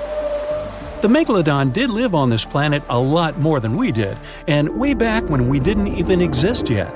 They were here for nearly 70 times longer than we, modern humans, have, inhabiting the oceans for around 20 million years. Homo sapiens appeared around 300,000 years ago. The megalodon managed to survive for so long mostly because of its unbeatable size. I mean, they can make a meal out of almost everything in the sea at the time. We may think about both of them as prehistoric creatures, but the megalodons and the dinosaurs never coexisted on Earth. The dinosaurs probably died out about 66 million years ago. Megalodons seem to have appeared a bit later. That's because the oldest megalodon fossils we have yet discovered are from the Miocene epoch, which began 23 million years ago. So long, Meg. Do you know that NASA explores not only stars, planets, galaxies, or black holes? Hard to believe, but yes. The agency also works on discoveries here on our home planet Earth. So what has NASA recently discovered? Is there life under the ice? While they were analyzing data recently, they discovered something unbelievable hiding under Antarctica's ice. And this discovery not only changes everything we know about the whole water system of the Earth, but it may also help with research about life in space. Humankind's existence might depend on understanding Antarctica and its secrets. So, the recent discoveries reveal vital information about our survival. But before we continue, let's see how much you know about this place, where it's only ice as far as your eyes can see. Antarctica is one of the world's 7 continents in the southern hemisphere. It's the 5th largest continent in terms of total area, and that means it's almost twice the size of Australia. Want to see real meteorites? Go to Antarctica. Due to its dry climate, Antarctica is one of the best places to observe space. But what's even greater is that you can find meteorites on the white surface of the continent. Scientists have already plucked about 45,000 meteorites from the ice, and they think they can see another 300,000. Since there aren't many terrestrial rocks there, it's easy for them to spot them, thanks to their dark color. Antarctica's dry desert environment also helps preserve them, even the ones that fell to Earth more than 1 million years ago. And can you imagine any volcanic activity in Antarctica? It's hard. But this place is where fire meets the ice. West Antarctica is where most volcanic activity occurs. Scientists recently found that 138 volcanoes exist in West Antarctica alone. Wow! You would think that Antarctica is always cold, but no. Its coastal regions can get as warm as 50 degrees Fahrenheit. But have you ever wondered what Antarctica would look like if there were no ice? It may seem unimaginable now, but it was not always covered by ice. That was 34 million years ago, though, so nobody could tell how the continent's surface would be without the ice. But NASA changed that. They generated computer simulations and created the most accurate map of it as of today. What they saw was incredible. The continent was not flat at all like it seemed. It's pretty bumpy with valleys, rolling plains, and high mountains. But this was nothing next to what they had discovered under Antarctica's ice. So, what is it? Drum roll, please. NASA found 2 new subglacial lakes. And what's even cooler about it is that they spotted these lakes from space. How is that? If your answer is high-tech satellites, then you're right. In 2003, NASA launched a satellite called IceSat. It measured ice sheet mass balance and cloud and aerosol heights. The satellite also helped create the ice-free map of Antarctica. In 2010, the European Space Agency launched the second satellite, CryoSat-2. It was for tracking the changes in the thickness of the ice. Then, in 2018, NASA launched the third one, IceSat-2. a follow-on to the IceSat spacecraft. It measured ice sheet elevation and sea ice thickness. It was NASA's most advanced Earth-observing laser instrument. It delivered the highest precision data. And when that was combined with the data from the other satellites, it was possible to spot these two new lakes near a pair of larger ones. But how is it possible that these lakes exist in the first place? The average thickness of most Antarctica ice is approximately 1.2 miles. However, it can get over 1.8 miles thick in some places, especially during the winter. So, you might think that there's nothing under there, but science says otherwise. It's not quite possible to see it with your bare eyes, but the continent's ice is slowly but constantly flowing in different directions under the force of its weight. But scientists could not figure out how water moved for many years. That started to change in 2007, when data gathered from the IceSat provided insight into what hides beneath the surface. They first discovered an entire network of meltwater lakes connected under Antarctica's fast-flowing ice streams, and there were hundreds of them. Scripps Institution of Oceanography glaciologist Helen Amanda Fricker figured that the elevation changes measured by IceSat happened because of the dynamics of these lakes. They did not hold meltwater statically. Instead, they were filling and draining continuously over time through a system of waterways. And as they did that, the ice above rose and fell. But where do they drain? The ocean, of course, and it drains a lot. A recent study, co-authored by Fricker, found that the drainage of one lake flushed as much as 198 billion gallons into the ocean in only 3 days. Countless mysteries about how nature works are still waiting to be solved. But finding the two new lakes will give scientists a better picture of how fast the Antarctic ice sheet will change as the climate gets warmer, and how this will affect global ocean currents and sea level rise. The filling and draining cycle of the lakes also caused the ice sheet to suffer cracks and crevices. So, the information they find from these new lakes will also give them a better understanding of the damage on the surface of the ice. They will also be able to assess how this filling and draining system influences the speed at which ice slips into the oceans and seas. And that means they can evaluate how the added freshwater may alter marine ecosystems. This discovery may also suggest whether life is under the ice. Wow! Scientists drilled through about 3,504 feet of ice and found that water samples taken from one of the lakes contained approximately 10,000 bacterial cells per milliliter.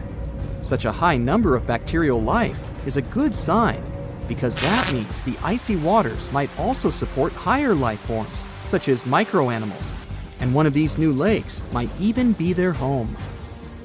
But the most exciting thing is that the new lakes might help them understand whether life on other planets is possible. Scientists believe any life below the frozen surface of the planet Mars might follow the patterns seen in Antarctica's lakes. So, there is a possibility that they might find critical new information on the type of life that may have existed on the red planet. You wouldn't want to be there during the winter, though. The lowest temperature on Earth you can experience is negative 128 degrees Fahrenheit. In 2010, there was an even lower temperature of negative 135 degrees Fahrenheit, and you may feel this cold much worse due to the strong and dry winds. Did you know that the size of the ice surface on Antarctica also changes throughout the year? It's about 1.2 million square miles during the summer, but when it's winter, it grows to 7.3 million square miles.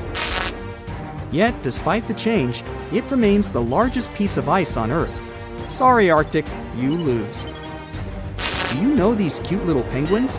Consider these animals the locals, because there is no native population in Antarctica. It's a no man's land, because no single country owns it. But do you know who really owns it? 5 different species of penguins, seals, and killer whales. Ha ha. Despite the continent's harsh conditions, you can visit it as a tourist for fishing and research purposes. Around 5,000 people reside on the continent during summer at research stations. But when winter comes, the number naturally drops down to 1,000.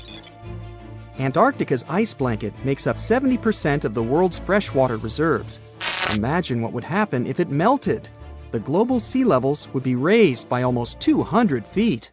Look at those lush coniferous forests and tundra. What a wonderland. You may have mistakenly thought it's Canada, but it's not. It's Antarctica, about 34 million years ago. So what makes Antarctica this frigid today? It turns out a mix of dropping carbon dioxide levels and some tectonic shuffle played a huge role in transforming this ice-free paradise into the frozen continent we know now. About 50 million years ago, CO2 concentrations were sky high, strutting around at around 1,000 to 2,000 parts per million. But as those levels tumbled down, global temps started to drop, paving the way for the mighty ice sheets that later took over Antarctica. While the CO2 dive was happening, tectonic activity was also working its magic. The big split between South America and Antarctica opened up the Drake Passage, which created the Antarctic Circumpolar Current. This powerful current acted like a bouncer, keeping warm air and ocean currents from crashing the Antarctic party, and helping keep things rather frosty. If you mix up Australia and Antarctica, you're not that wrong. These two continents used to be one. If you mix up Austria and Australia, it's much worse. By the way, don't fall for the internet myths and memes. There's no help desk in Austria specifically for people who intended to fly to Australia. Now, look at this magnificent Australian pink beach. It's precious, and not in a figurative sense. Those mysterious pinkish sands are actually garnet, and it's widely used in jewelry. Geologists studied those sands and came to the conclusion that the garnet contained there is older than local mountains. That doesn't make sense, right? In fact, it does. You see, Australia didn't used to be this very detached continent as it is now. Many millions of years ago, Australia and Antarctica were part of the supercontinent Gondwana, and glacial erosion released the garnet, which eventually made its way to the beach. These sands formed when South Australia was flat and chill, long before the mountains appeared. Most garnet gets washed away, but this batch has a rich history, tracing back to glacial rocks in the Transantarctic Mountains. So this pink sand comes from an ancient mountain range hidden under Antarctic ice. Not only does Antarctica ice hide gems like garnet, if you look harder, you might find entire buildings. Sounds insane, but this is exactly what a British explorer did. His name is Chris Brown, and he uncovered an entire building beneath the ice. He was traveling to the pole of inaccessibility, and it all started with a bummer. Chris and his son had their plane broken. Suddenly, they spotted a lone bust peeking out of the snow. This place was an old meteorological station. Despite freezing conditions, Chris and his son Micah had a blast exploring. Chris is on a mission to conquer all 7 earthbound poles of inaccessibility and has tackled 5 so far. I guess you already know that Antarctica is the largest desert on Earth, much larger than the Sahara or the Gobi. Still, despite being the driest continent on Earth, it boasts a seriously weird waterfall. Nestled in the mesmerizing McMurdo Dry Valleys, it's 5 stories tall and looks like it's gushing blood. It's even called Blood Falls. It may look outlandish and even frightening, but its nature can be easily explained. The water that creates this crimson cascade was once a salty lake, but over time, it became sealed off from the outside world when glaciers formed on top of it. Now, this ancient water hanging out 1,300 feet below the surface has cranked up its salt levels to 3 times saltier than the ocean. This salt water is also loaded with iron and gets 0 oxygen or sunlight. When the iron-rich water trickles through a crack in the glacier and meets the air, it rusts up, turning dark red. You may have mistakenly heard that no bug species belongs to Antarctica, but it's not exactly true, because there's this tiny Antarctic midge living there. Plus, there are some spiders too. Those aren't your average spiders hanging out in the darkest corners of your apartment. Those are critters lurking in the chilly darkness of the Antarctic ocean floor. These little marine creepers are actually arthropods and can stretch around 20 inches across. As if that wasn't bizarre enough, they also breathe through little holes in their legs. Quick question. What's the color that you associate most with Antarctica? I'm sure it's white. That's my association too. However, Antarctica may look like a slice of watermelon. That colorful snow comes courtesy of a tough little algae called Chlamydomonas nivalis. When things start to warm up during the Antarctic summer, these little guys release their vibrant red and green spores, painting the snow in wild and funky colors. But it's best to steer clear because that snow is not just a pretty sight. It's also toxic and definitely not edible. Searching for fossils is always a blast, but when you're in one of the most remote spots on the planet, it gets even more exciting. A diverse team of scientists recently hit the mother lode, pulling in over a ton of fossils from ancient marine life, dinosaurs, and birds from the late Cretaceous period, about 71 million years ago.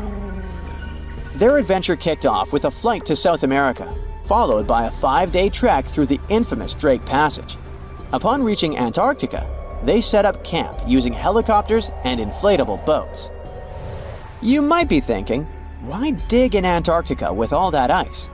Well, it turns out there are places where rocks pop up, depending on the season. The team went to James Ross Island, located in the Antarctic Peninsula, and they went there during February and March. And that's one of the few parts of Antarctica where in summer, rocks are exposed, and those rocks can come from the age of dinosaurs. The expedition was a success, as they discovered over a ton of remarkable finds. Next up, the fossils will head to Chile before making their way to Pittsburgh's Carnegie Museum of Natural History.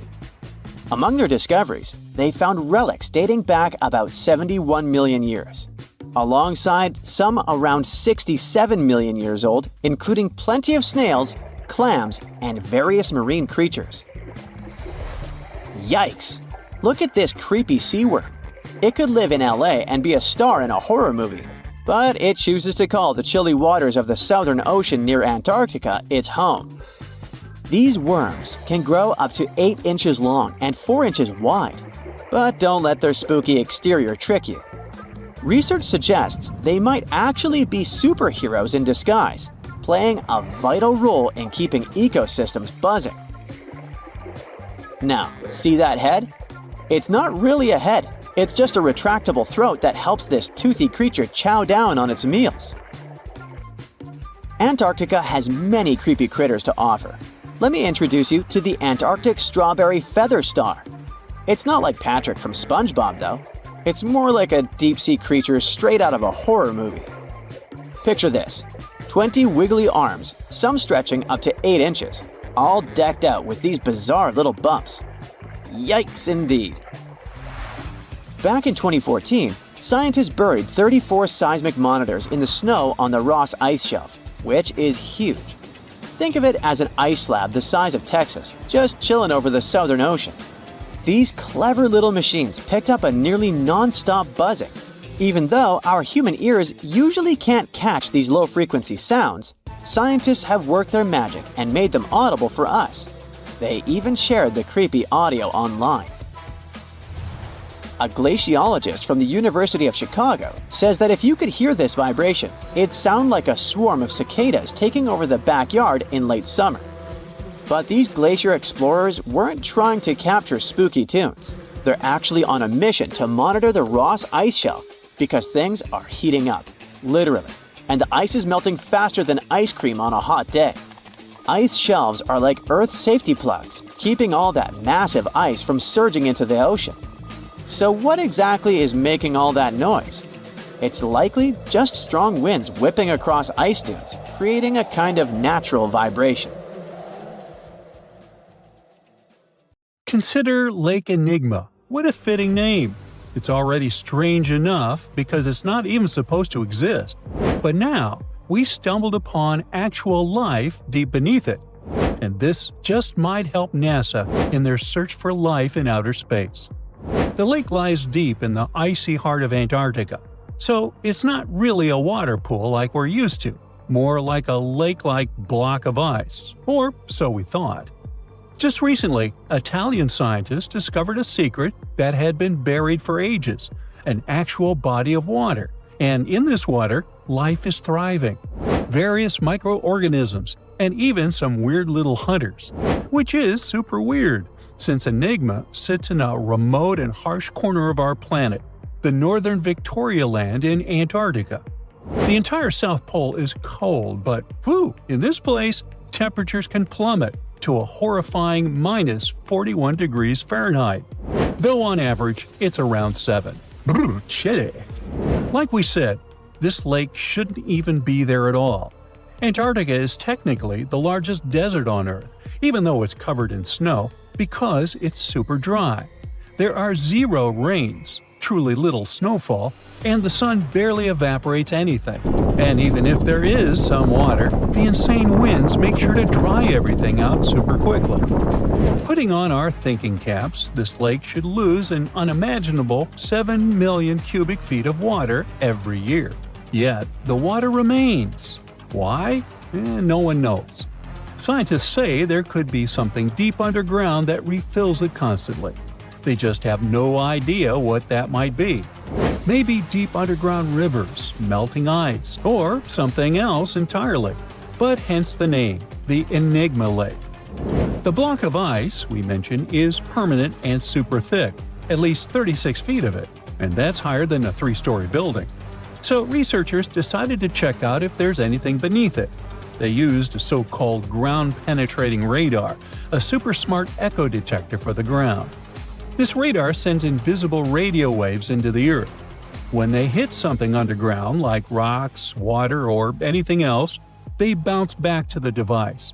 By measuring how long it takes for the signal to return and how strong they are, we can determine the distance and what exactly the radar hit. That's how animals like bats, whales, and dolphins can see underwater. And we humans stole this cool nature idea to research buried structures and hidden caves. Scientists used this device all over the Enigma surface.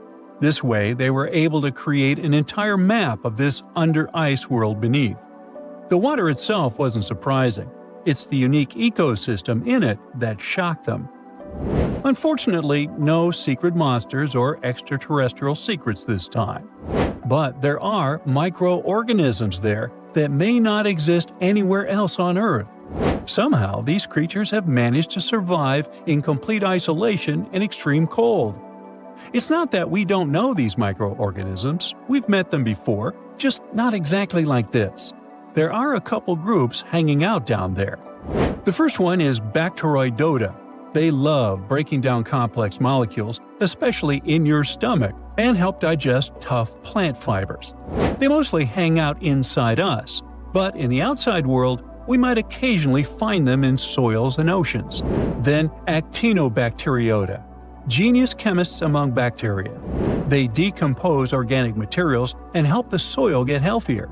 They're also famous for producing antibiotics, so we owe a lot of our medicine to them. The third one is Pseudomonadota. These guys weren't a surprise. They're crazy adaptable. They can thrive pretty much anywhere, from soil to water to the human body. Some of them are good, helping plants grow and in nutrient cycles, but others can be opportunistic pathogens. Bad guys. But what is actually a surprise is that Lake Enigma has tons of passibacteria. They're ultra small even for microorganisms and can barely do anything themselves. So they prefer to live in symbiosis or be little parasites, relying on their hosts for nutrients and other necessities. All these little chompers might be ancient. They could be remnants of a time before the lake froze over completely, which is hundreds of thousands of years ago. It's simply weird to encounter these bacteria in the Enigma Lake, especially the little parasites. Passibacteria usually love low-oxygen environments, but this lake is very oxygen-rich, not even mentioning an almost 40 feet of ice above. So all this means that even though we know who these guys are, this specific species might be new to us. They could have evolved with some unique adaptations and abilities using the lake's unusual chemistry. They probably rely on a super simple and delicate food web. Some of the microorganisms produce energy from light, well, whatever light gets down there, or the lake's chemicals.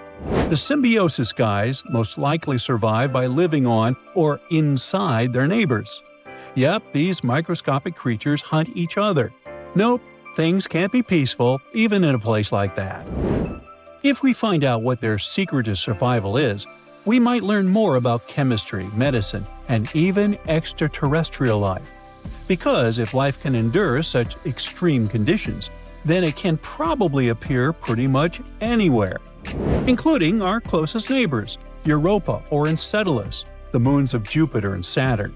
They definitely hide oceans beneath their frozen surfaces, and now there's a very high chance there might be some life there. Antarctica must be the closest thing we have to extraterrestrial exploration before we actually land on other planets.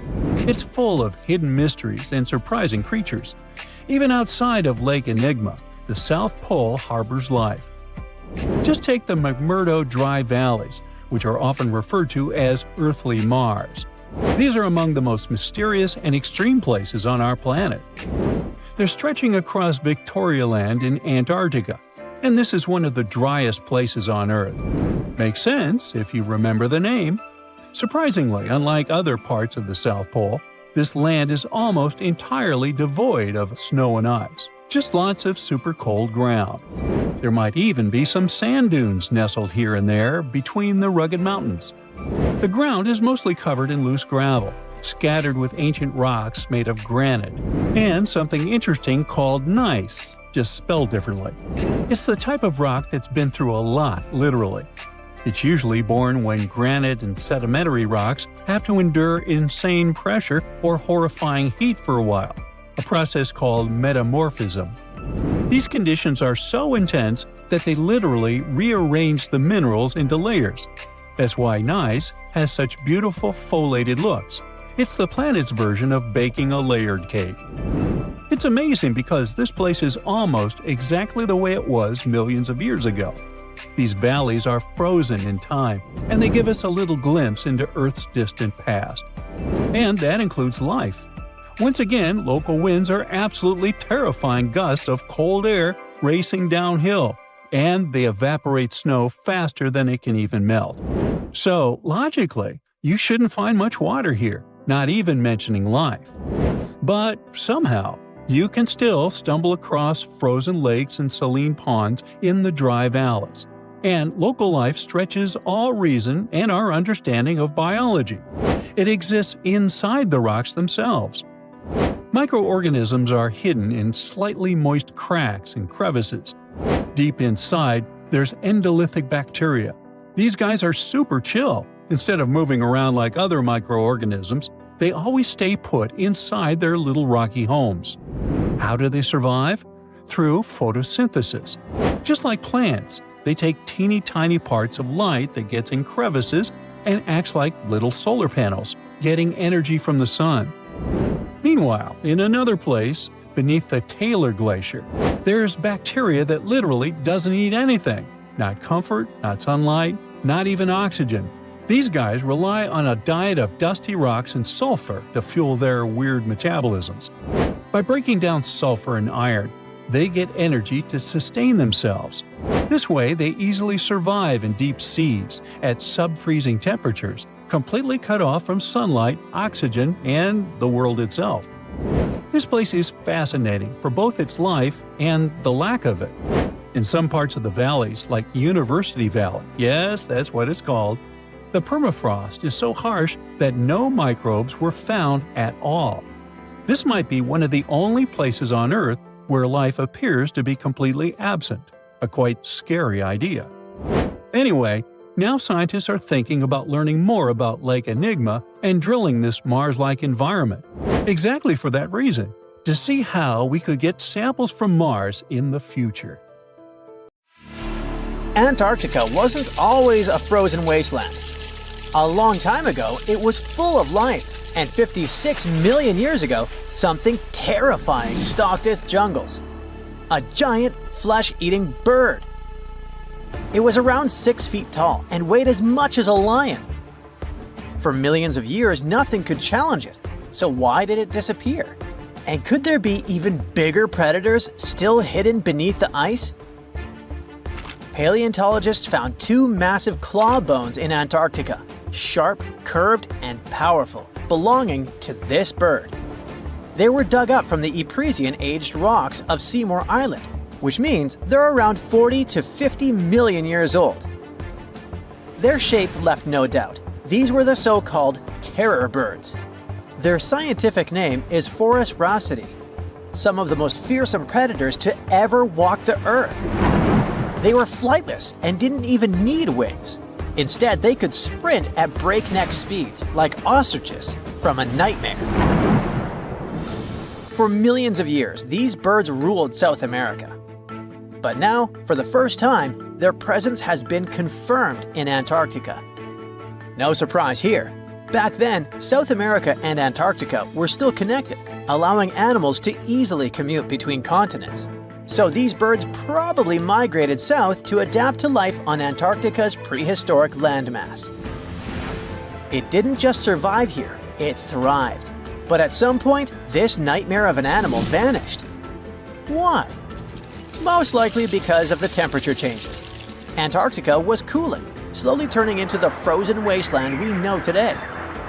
Its prey may have declined, leaving the predator without enough food. Eventually, it disappeared, leaving no descendants behind. Researchers hope that they'll find a complete skeleton eventually. They're also wondering where there might be even bigger species waiting to be discovered. Perhaps these birds evolved into a completely new Antarctic lineage.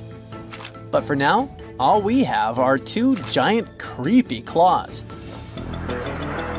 People often think that there are almost no animals or plants in Antarctica. But that's not true at all. Penguins waddle around, and forget the cute tiny ones.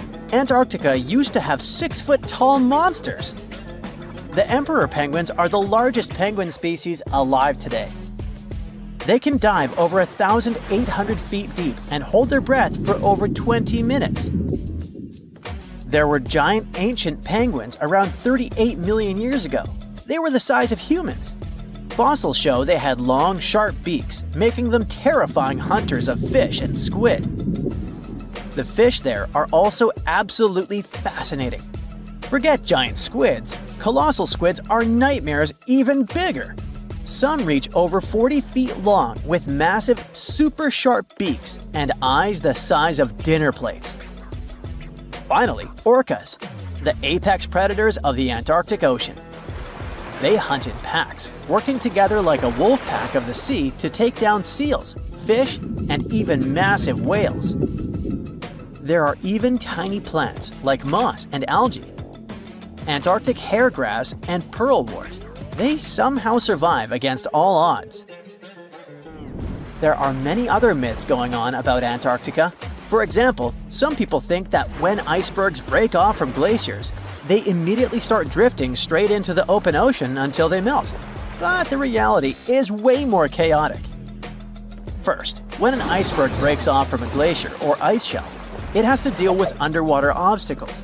It can stay stuck on the seafloor for decades without moving. Then, they get caught in powerful whirlpools and spin in place for months. One iceberg, a 23A, spent nearly 40 years frozen in place before finally breaking free, only to get caught in a swirling ocean vortex for another 8 months. After that, their paths are influenced by ocean currents, tides, winds, and even underwater topography. They don't just float freely. Their movements are full of literal, unexpected twists. And speaking of glaciers, another strange rumor is that some humans can't travel more than 311 miles inland in Antarctica because of an impassable ice wall, freezing jet fuel, deadly winds, and no oxygen. But this is completely false. Antarctica has been explored by planes, vehicles, and even scientists on foot. There's an entire research station sitting at the South Pole. People live there all year long. The ice wall is real, a massive ice cliff rising above the ocean. But that isn't some secret barrier, it's an ice shelf. These are thick slabs of ice that form when glaciers slowly flow off the land and spread over the ocean. Almost 3/4 of Antarctica's coastline is made up of them, but they don't form some giant ring around the world.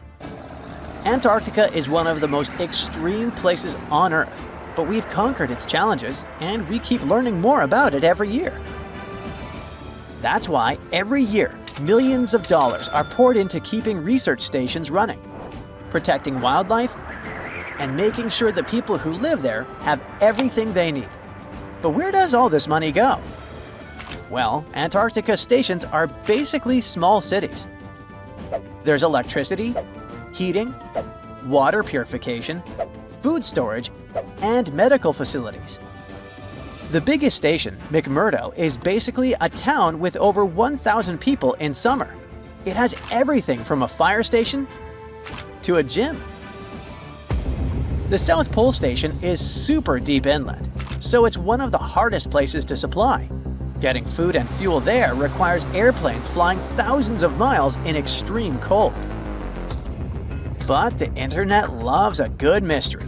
When Google Maps revealed what looked like a massive doorway in Antarctica, conspiracy theorists went wild.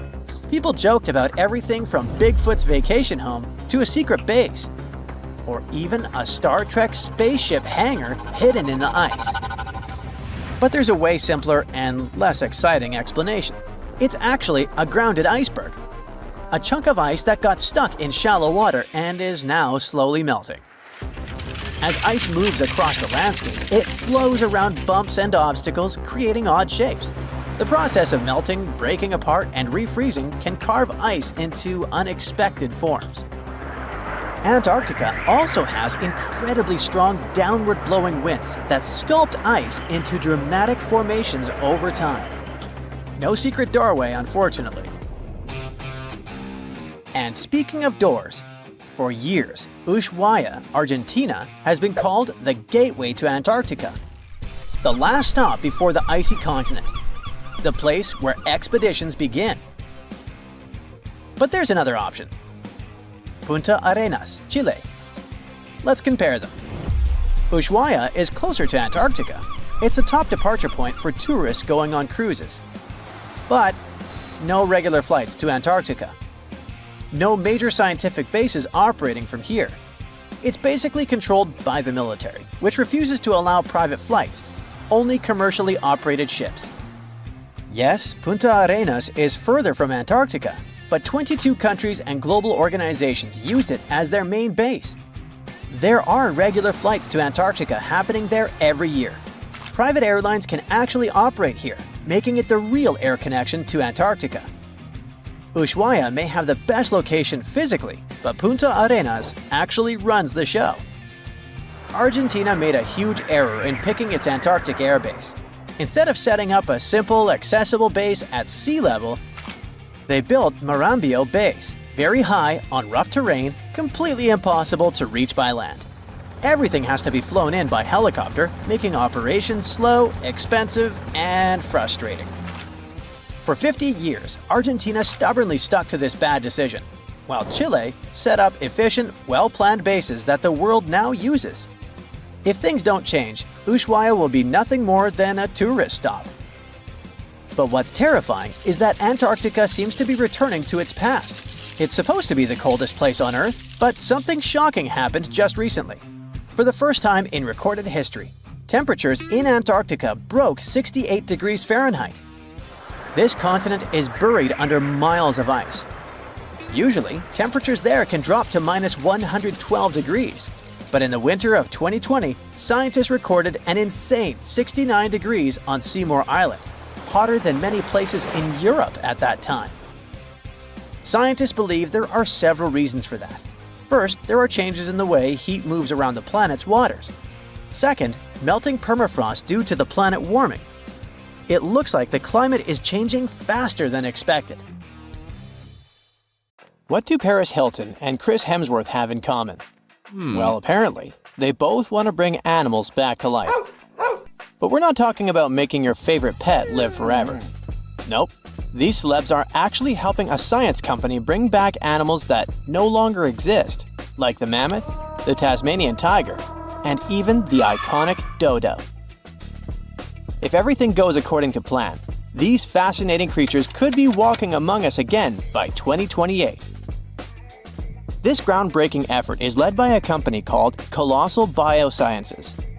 At this very moment, they're working on a way to revive the core genes of animals that disappeared from Earth ages ago. The idea is to replicate those genes using DNA from a close, living relative. If that's all Greek to you, don't worry. We'll break it down a bit later.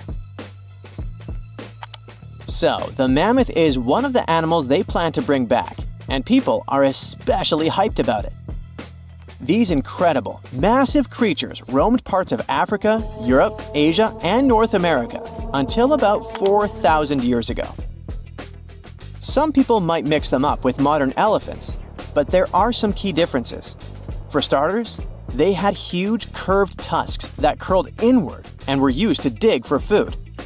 They also adapted to survive in freezing climates, like having 2 layers of thick fur to keep their blood warm. But mammoths and elephants do have a lot in common. The woolly mammoth shares 99.5% of its genes with its closest relative, the Asian elephant. That's huge because it means that mammoths are genetically closer to Asian elephants than Asian elephants are to African elephants, for example. The company's bold plan is to create a living, walking elephant-mammoth hybrid that looks just like the ones that used to roam the planet. This animal will look like, walk like, and even sound like a woolly mammoth, but most importantly, it'll be able to live in the same ecosystem that the mammoth left behind. If the scientists succeed in bringing back enough of these creatures, one of their big goals is to help restore the Arctic tundra ecosystem. But how do they actually plan to create the mammoth? Here's their plan. First, they need to find well-preserved samples of woolly mammoths in places like Alaska, for example.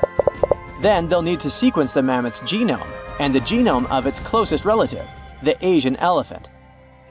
The next step is to identify the important genes that made the woolly mammoth perfectly adapted to cold temperatures, like its shaggy hair, curved tusks, and dome-shaped cranium. In other words, they need to identify which genes make the mammoth, well, the mammoth. Now comes the interesting part. They will use top-notch gene editing tools, kind of like scissors, to cut the Asian elephant DNA and replace those spots with the mammoth sequence. This will allow them to create a new cell line and, later, an embryo. This embryo will grow inside a healthy female Asian elephant, who will be the surrogate. And just like that, a new, cold-adapted elephant will be born. Or at least, that's what scientists hope. Specialists predict that this Mammoth 2.0 could be on Earth as early as 2028. The reason it will take a while is that their gestation period is around 22 months. But if that deadline feels too far for you, there is actually a chance we could get a surprise a lot sooner. That's because some of the other animals they plan to revive have a much shorter gestation period, like Australia's thylacine, also known as the Tasmanian tiger. The company is also doing whatever it takes to give this animal a second shot at life. And the good news is that the process seems to be well advanced. Recently, the group announced that the Tasmanian tiger's genome is about 99% complete. This animal was native to the Australian mainland and the islands of Tasmania and New Guinea. A big part of the Tasmanian tiger population disappeared over 3,000 years ago. But about 5,000 of them kept roaming around until pretty recently. It's believed that the last thylacine passed away in 1936. To revive the Tasmanian tiger, scientists first need a sample of the ancient animal. So they took RNA molecules from a 110-year-old preserved head that had been kept in ethanol. The team was really lucky because it's rare to find old samples that are so well preserved, allowing scientists to use advanced DNA analysis techniques. And by that, I mean they did a full, complete analysis. By studying RNA samples from important tissue areas like the tongue, nasal cavity, brain, and eyes, experts were able to learn a bunch of interesting things about the Tasmanian tiger. They could figure out how its brain worked, and also what this beast could smell, see, and taste. By the way, these semi-nocturnal animals had a special appetite for small rodents, lizards, and birds. After finding the perfect sample, the process of reviving it will be pretty much the same as with the mammoth, but with an elephant as a DNA donor, of course. In the case of the Tasmanian tiger, its closest living relative is a small marsupial called the fat-tailed dunnart. Even though this animal is small, it is a ferocious carnivore. So experts believe the whole DNA editing process will work just fine with its sequence. Their goal is to turn a fat-tailed dunnart cell into a thylacine cell. To accomplish that, they did more than 300 unique genetic changes into a dunnart cell. So there is no doubt they're pushing all the boundaries to make the dream of reviving animals a reality. This project also plans to revive the iconic dodo. You know, that funny-looking bird from the paradisiacal island of Mauritius in the Indian Ocean? And here, things get a little trickier, since we don't know much about this creature, which has origins that go back about 23 million years. Basically, the only clues we have about what dodos looked like when they were alive come from a handful of drawings, paintings, and written descriptions from the 17th century. But since those pictures are all pretty different from each other, and only a few of them were based on real live dodos, we're still not 100% sure what they actually looked like. And as for how they behaved, well, we don't know much about that either. That's why reviving this long-absent legend will be super interesting and really enlightening. The sample they used to extract an old dodo genome came from a skull in the collection of the Natural History Museum of Denmark. And the dodo's closest living relative, which will provide the host cells, is the Nicobar pigeon, a gray bird with colorful features found in the Andaman and Nicobar Islands in India. If everything goes smoothly, in a couple of years, we might see the fabulous and iconic dodo with our own eyes. Reviving animals might sound impossible, but science and technology together can be a real game changer, not only by protecting today's animals, but also by restoring species that disappeared from the planet long ago. Actually, we've already pulled this off. A wild goat called the bucardo, also known as the Pyrenean ibex, went extinct in the year 2000. But 3 years later, scientists managed to bring it back to life, using a method pretty similar to what we've talked about in this video. It took 57 tries, but one of them finally worked, and a bucardo clone was born. Unfortunately, the animal only lived for 10 minutes. You might think that wasn't a success, but it was actually a huge step forward in the whole animal revival field. Now, specialists can only hope the project to bring back the dodo, the mammoth, and the Tasmanian tiger go a bit better.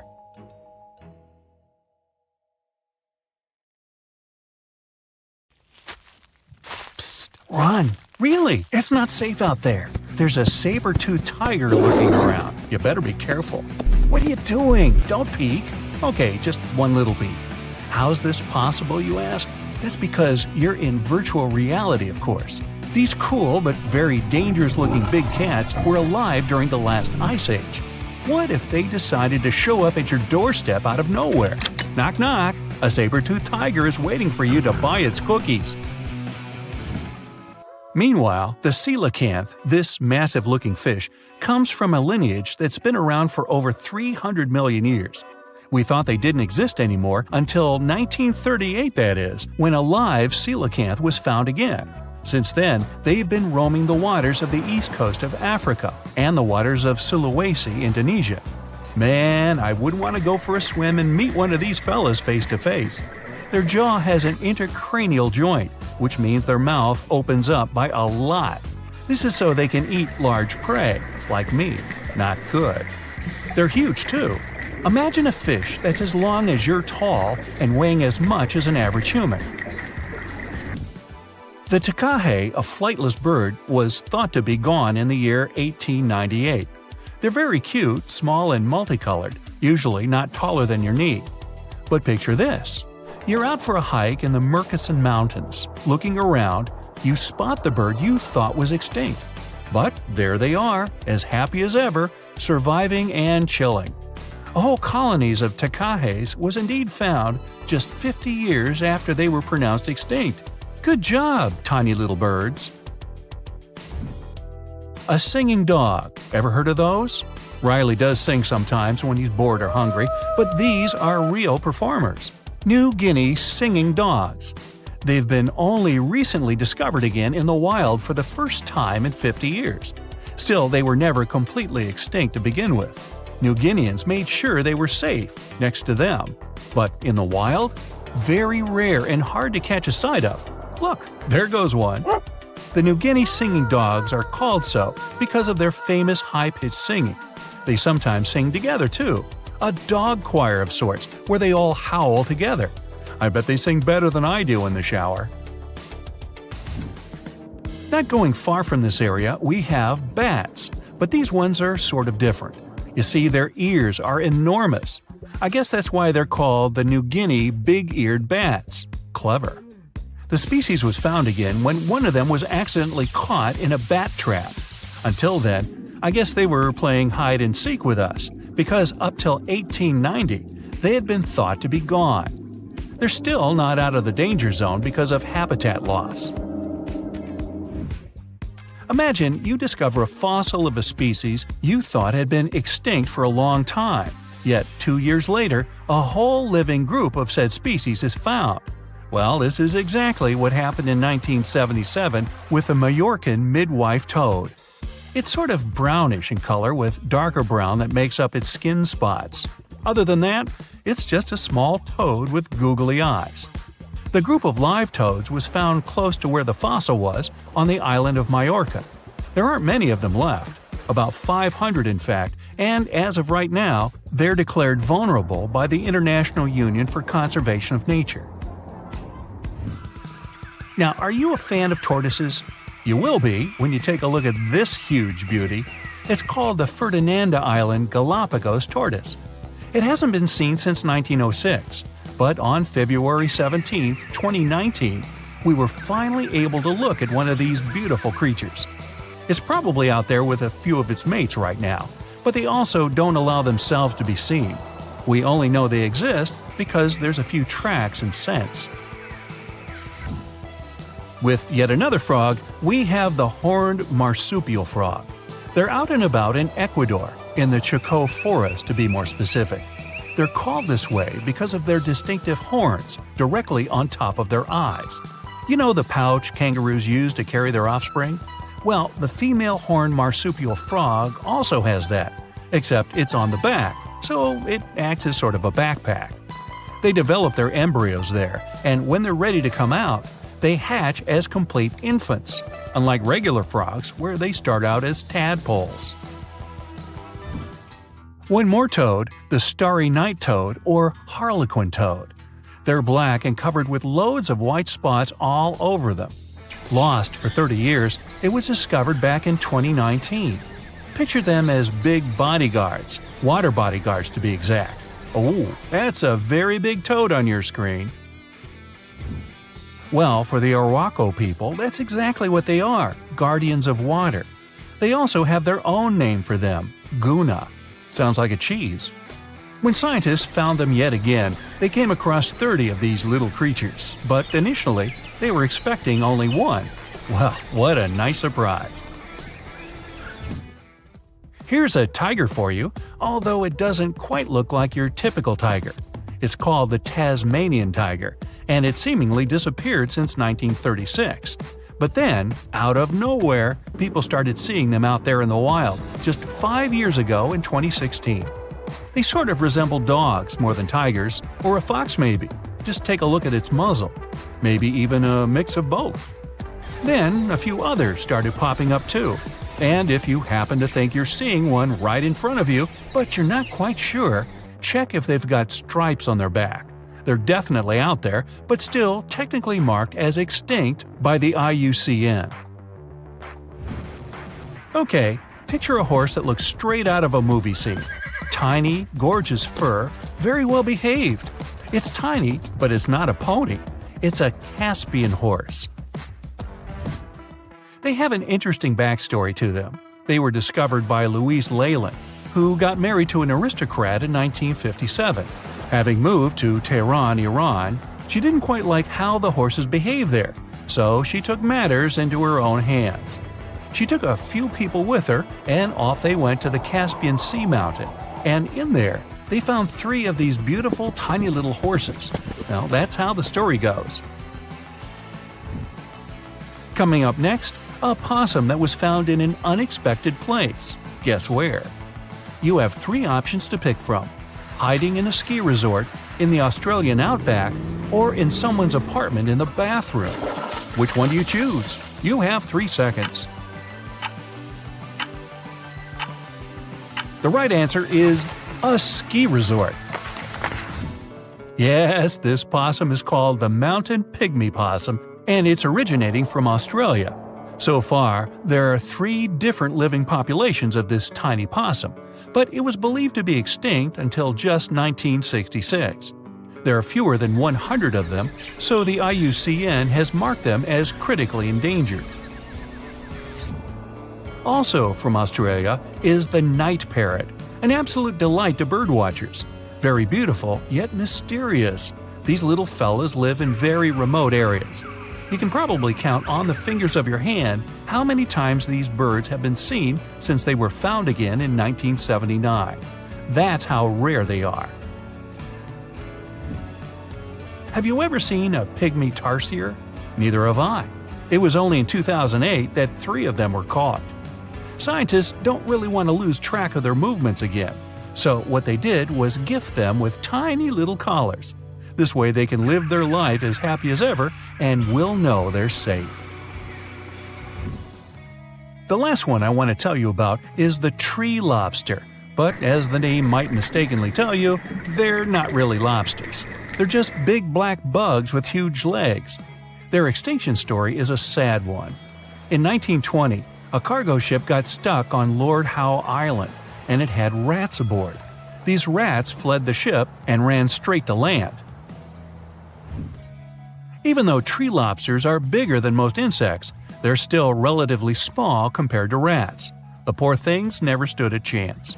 Still, in 2004, life shone again for these distinct critters. A pair of Australian scientists were out and about on the island and came across 24 of them. All of them were living beneath one single shrub. Hey, if there's enough space for everyone, it's not small, it's cozy. Bottom line, it's better to be distinct than extinct. Don't you agree? You decided to go scuba diving for the first time. The water is clear and the sun is shining on the seabed. You take a few selfies and the fish swimming by when suddenly the ocean goes pitch black. You look up and, oh my, what is that gigantic animal? It's definitely not a shark, not a whale. Is it a turtle? Yup, but fear not, it's not gonna hurt you. If you had lived on this same Earth about 72 million years ago, then maybe this could have really happened to you.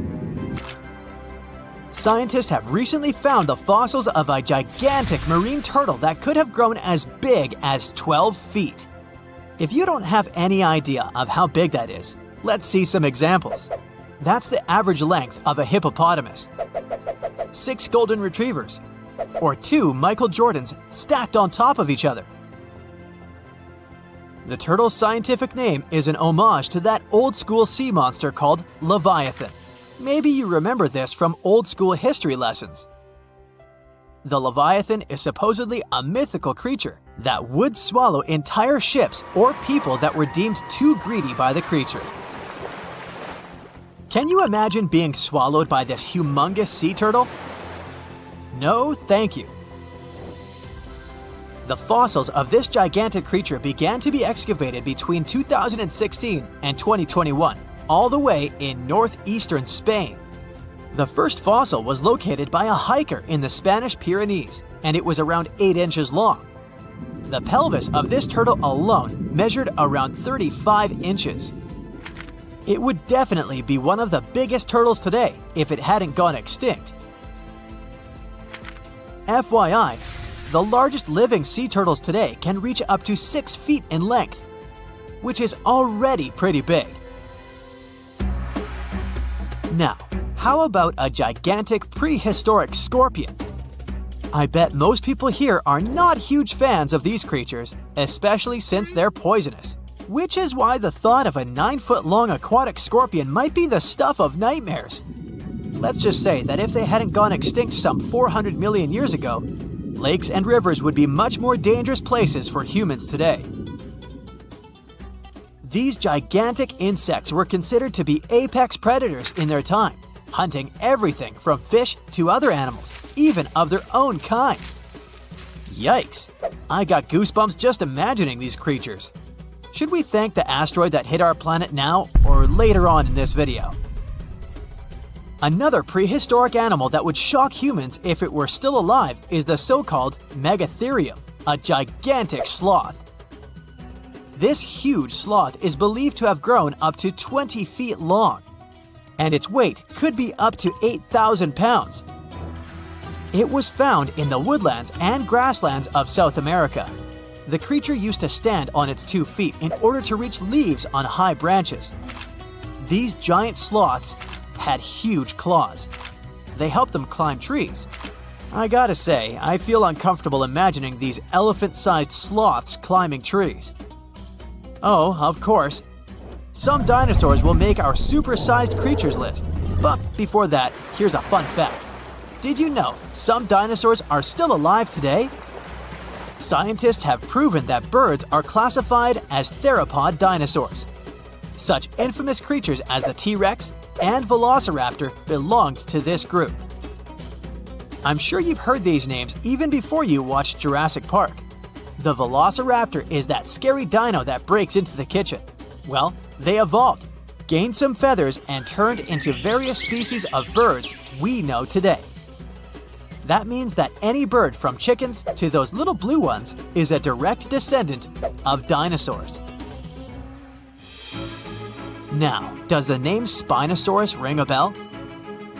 You can see this huge dinosaur in some museums today. Its fossils, I mean. The Spinosaurus was one of the biggest land predators to walk Earth. Actually, to walk its land and water, since scientists believe that this dino was semi-aquatic. It fed mostly on meat, which means humans would be its natural prey if it lived today. This meat-eating dino lived around 90 to 100 million years ago. It was about 60 feet long, 12 feet high, and weighed up to 22 tons. Its head was around the size of 8 bowling balls and was shaped like a crocodile's face. Basically, the Spinosaurus was a big African elephant with the face of a crocodile. Just kidding. But that would look funny though, wouldn't it? A much more attractive dino was this guy. It's considered to be the largest dinosaur that has ever lived on our planet. What made it so big was its extremely long neck and very long tail. You wouldn't want to stand behind this creature, believe me. If it decided to swish its tail, you'd get catapulted very far away. This creature lived around 100 million years ago, and its fossils were first found in Argentina around 2012. The dino measured 120 feet from head to tail, which made it almost as big as an American football field in width. And have I mentioned it weighed almost as much as a space shuttle? A staggering 75 tons. If it had been a carnivore, it would have probably been the greatest predator. But this big guy was a peaceful herbivore that had such a long neck that it could eat leaves from high trees. Cute, right? We must also talk about the Shastasaurus. As the name suggests, this animal is popularly known as the Mount Shasta lizard. Even though it was a marine reptile and probably never set foot on the mountain itself, this dino was usually around 23 feet long, but there was a specific strand of this species that could get as big as 69 feet long, about the size of the great blue whale. This made it the biggest marine reptile to have ever lived. A fun fact about the Shastasaurus is that scientists believe it didn't even have teeth, which means it could only feed on soft-bodied prey, such as squid, for example. The next animal on our list is the blue whale. Believe it or not, the biggest living animal on Earth actually started small. These days, the average mature blue whale can reach up to 100 feet in length and weigh up to 200 tons. That's more or less the weight of 40 elephants put together, or 30 Tyrannosaurus rexes, or 2,670 average-sized people. Blue whales have to eat up to 50 million calories per day to support that body. That's the equivalent of 30,000 Big Macs, just FYI. But blue whales weren't always this big. They actually evolved from a four-legged mammal that lived on Earth around 48 million years ago. Their ancestor was called Pakicetus, and it was only 6 feet long. Here's a fun fact. To be able to live in the water as one does today, the blue whale had to go through some intense adaptations. A blue whale can replace up to 80 to 90% of oxygen in its lungs each time it takes a breath. A human replaces only up to 15% for comparison. It allows these animals to dive for up to 1 hour at a time, down to a staggering depth of 330 feet. Elephants were bound to make the list. Elephants are currently the largest land animals on Earth. They can grow to be about 13 feet tall and weigh up to 7 tons. That's pretty small if we compare it to the other animals that once lived on Earth, right? But if we placed a 6-foot-tall human next to an elephant, we'll see it's not at all that small. African elephants are bigger than their close relatives, Asian elephants, and they have a similar lifespan to humans, up to 70 years. Pokemon might have made us collectively wish that salamanders were real-life dragons, although they're not. They can still be pretty cool, though. There's a giant species of salamander that is known to be the largest living amphibian. They can grow to be as long as a regular-sized human, reaching up to 6 feet. I bet that wouldn't be a pleasant underwater encounter. There's a monster hiding in the remote forests, swamps, and rivers of the Congo Basin in Central Africa. It has a long neck, looks like a dinosaur, and is the size of an elephant, or maybe a hippo at least. That's what people who claim to have seen it say. It should have gone extinct millions of years ago, but this Congo's version of the Loch Ness Monster somehow survived. This creature is the Mokele Mbembe, which means one who stops the flow of rivers, and more folks are saying they've seen it lately. European explorers first heard the stories of this creature from the people living near the Congo River in the early 1900s. A German captain even included a description of the monster in his official report from his expedition. The locals told him the animal was of a brownish-gray color with smooth skin, a very flexible neck, and only one long tooth that could be a horn. Some of them mentioned a long, muscular tail, like that of an alligator. They also said that the creature lived in the caves, but climbed the shores even in the daytime to find some plants to eat. Locals also believed its favorite snack was a kind of liana with large white blossoms. Some of them even showed the German captain some fresh path the monster left leading next to those plants. And they warned him that Mokele Mbembe definitely didn't like humans and took down any canoe that would sail nearby. Dinosaurs were a real hit in pop culture in the 1910s, and several newspapers in Europe and North America wrote about the dino-like monster from Africa back then. In the later years, several expeditions traveled to the Congo Basin to search for Mokele Mbembe or interview claimed witnesses. They did not find any direct physical evidence, but collected many stories. One zoologist in the 1980s said he took a film of Mokele Mbembe, but the footage did not develop properly. Stories and movies like Jurassic Park have kept the dream alive that dinosaurs might still be hiding somewhere in deep forests. At some point, people stopped reporting sightings of the creature as often, so it almost became a forgotten legend. But it all changed recently, as many people claim to have witnessed the mythical monster with their own eyes. Cryptozoologists, those fans of mysterious creatures, believe it could be a dinosaur that, for some reason, didn't go extinct, related to a brachiosaurus or a diplodocus. This idea comes from how people describe seeing the creature, with a super long neck, a huge body, and a tiny head. They think it might have stayed hidden in the deep forests of Africa all this time. But scientists say that if it really were the last living dinosaur, we would have found some real proof by now, like a photo or bones or something showing it walking around the Congo Basin. Some expeditions that are trying to find proof the monster is real have even used sonar technology to scan the murky waters of Central African rivers and lakes in search of any large, unidentified creatures. Some people even narrowed down the monster's location to a specific remote lake, surrounded by untouched jungle in the swamps. So far, the search for evidence hasn't been successful. The explanation behind all the sightings of the Mokele Mbembe could be the changing ecosystem. More and more human settlements are moving into the huge Congo Basin rainforest. People aren't used to seeing large animals that live in the forest, so they believe they have witnessed the mysterious creature from their folklore. The human brain often fills in the gaps in something we don't know and uses imagination to explain it, especially if there's a ready-made version that everyone's heard of. But still, we can't completely rule out the possibility that there are some new, unknown species of animals hiding in the Congo forests. Maybe just not a missing dinosaur. Another legend, this time Mongolian, says there's a giant worm living deep in the Gobi Desert. Yep, similar to the monster you've seen in Dune.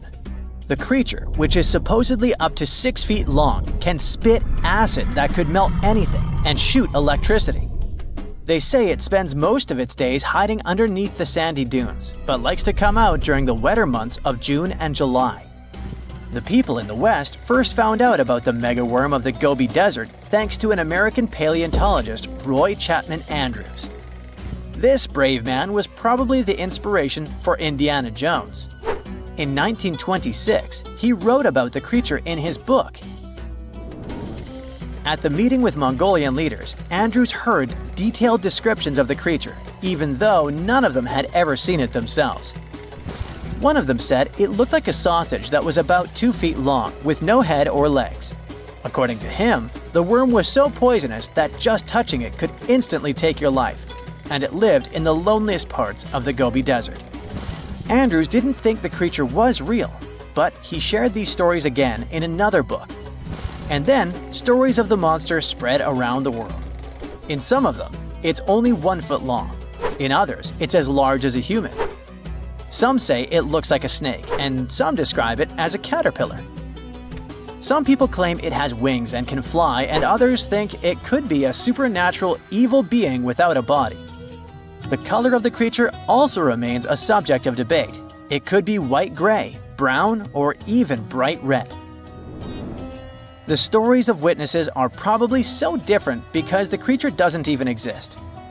In 1983, one scientist who was visiting the region heard that an old man had managed to finally catch the mysterious worm. He also found out there was a nest nearby and decided to risk it all and see it. But instead of a scary monster, there was a tartar sand boa inside. Luckily for the scientist, this snake is non-venomous, but it does have gray-brown scales and could match the description of the giant worm. When he showed it to the locals, supposedly all of them said it was the monster they had seen. Big expeditions from America, Britain, and New Zealand came to the Gobi Desert to try and find the creature. Many other adventurers came from all around the world on their own, but found no evidence the monster was real. But many Mongolians are sure the death worm is no fantasy. If you don't believe there's a monster in the Gobi Desert, how about one in Lake Worth in Texas? According to local folklore, there's a part human, part goat creature with scales and long clawed fingers hiding there.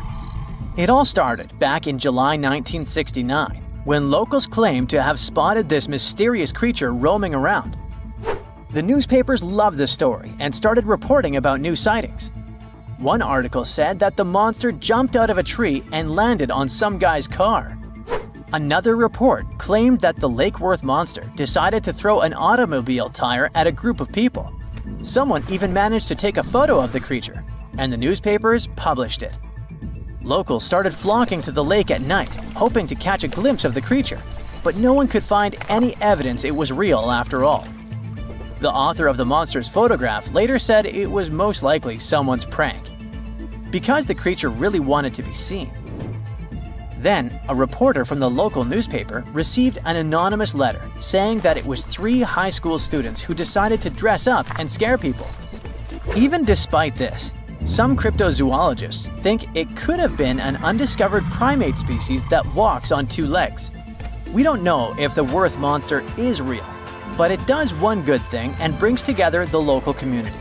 Every year since 2009, they throw the Lake Worth Monster Bash. 75 million years ago, North America was full of scary dinos, both walking and flying, and insects the size of birds. But the biggest predator there was something way scarier, a crocodile so massive it could swallow dinosaurs whole. This beast was roughly the length of a school bus, weighed more than 5 tons, and had teeth the size of bananas. Its name was Deinosuchus, which literally means terrible crocodile. And trust me, it lived up to that name. Scientists have found its fossils all across North America, from Mexico to Texas to New Jersey and Montana. It means this monster could live pretty much anywhere it wanted. It wasn't picky. It roamed rivers, swamps, and even coastlines. And when it was hungry, anything that moved was fair game. Fossilized dinosaur bones show massive bite marks matching its jaw pattern. So yes, it actually took down dinosaurs. What's even crazier is its bite force. Based on skull reconstructions, scientists estimate it could crush bones with more power than T-Rex. So if a T-Rex ever got close to the water, it might have ended up as lunch. But Deinosuchus wasn't just a bigger and meaner version of today's crocodiles. It was more closely related to alligators. Recent studies show that it actually belonged to an ancient branch of crocodilians that split off before the ancestors of modern alligators and crocodiles. It was like that weird cousin in your family tree who doesn't quite fit in, but somehow looks like everyone. It had traits from both groups, like salt glands that helped it survive in both freshwater and saltwater. That's rare because most crocs today can't handle salty environments for long. This feature might have been its secret superpower. Around that time, North America was divided by a massive inland sea called the Western Interior Seaway.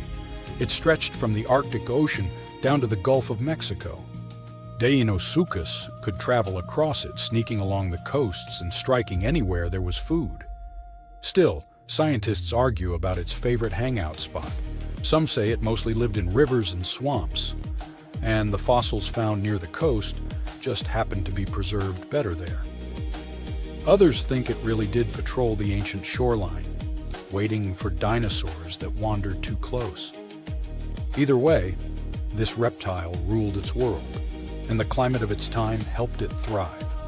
The late Cretaceous was a warm, humid idyll filled with wetlands, forests, and endless food sources. Giant turtles, fish the size of cars, and whole herds of herbivorous dinosaurs gave Deinosuchus an all-you-can-eat buffet.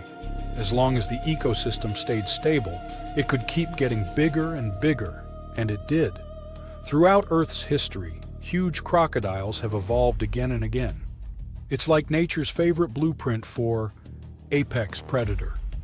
Even today, Nile crocs and saltwater crocs are living proof that this ancient design still works perfectly. Some scientists even joke that crocodiles are basically dinosaurs that decided to chill and wait it out. They survived mass extinctions while most other big reptiles vanished. Deinosuchus wasn't so lucky and went extinct around 73 million years ago, most likely because the environment changed and its food sources dwindled. But the ocean is still full of mysteries.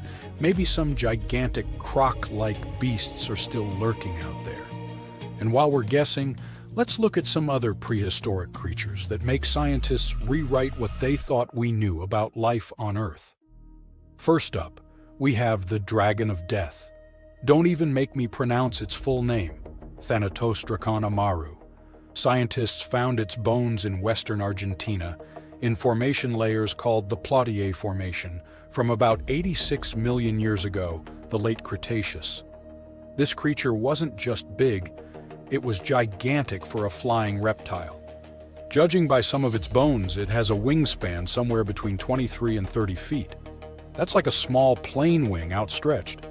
It's officially one of the largest pterosaurs ever discovered in South America.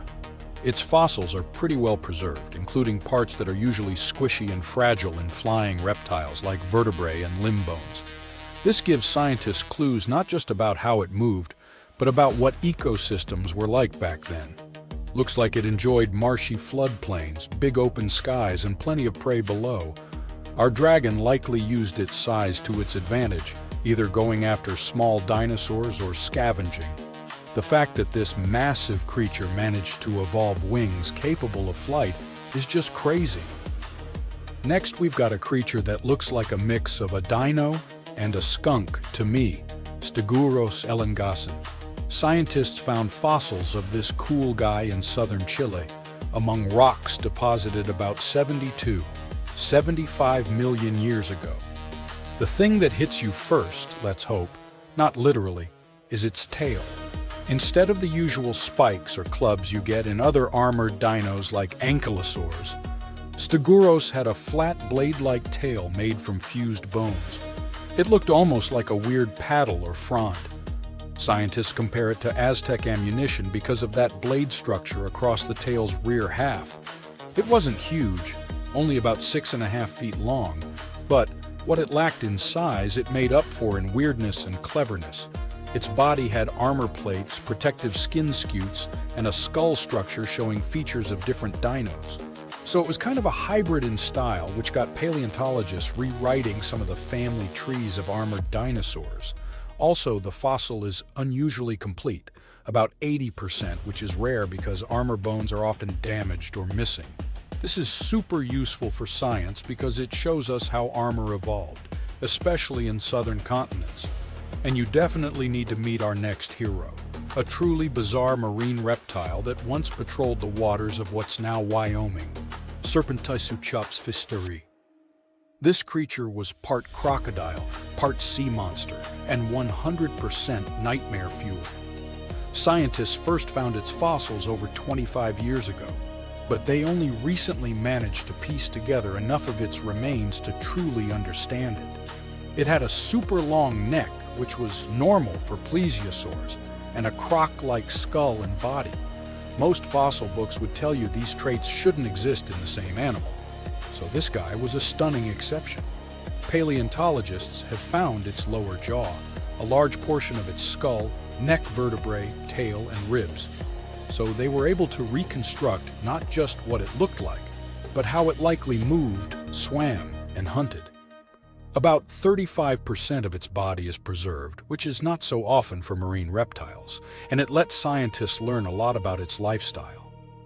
With its long neck and the power of a crocodile, plus a super combo of speed, reach, and bite, this guy was most likely a top predator of its time. Last but not least, we have this cool dino, Duonicus tsokhtbatari, that lived in Mongolia's Gobi Desert around 90 to 95 million years ago during the Cretaceous period. It wasn't a meat-eater like T-Rex, but more of a plant muncher. It grew to about 10 feet long, roughly the size of a tall adult human lying down, and weighed around 575 pounds. Pretty hefty for a leaf-eater. The craziest thing about this heavy guy was its hands. It only had 2 fingers on each hand, and each finger carried a giant curved claw about a foot long, covered in keratin, the same stuff your nails are made of. That keratin actually added over 40% to the claw's length, which is super rare to see preserved in fossils. Because of that, scientists can actually study the full shape and structure of the claw, not just the bone. Its hands weren't just for show, though. We can see fused wrist bones and stiff joints in the fossil, which means it could grab and pull down branches to eat leaves. So, having fewer fingers could actually be a bonus if your goal is to reach and rip down vegetation. It's a really cool example of how dinosaurs adapted in weird and specific ways to survive. This is Lolong, the largest crocodile ever found, stretching about 20 feet long. Now, imagine living in a world full of Lolongs, only with longer legs and the ability to run on land like a greyhound.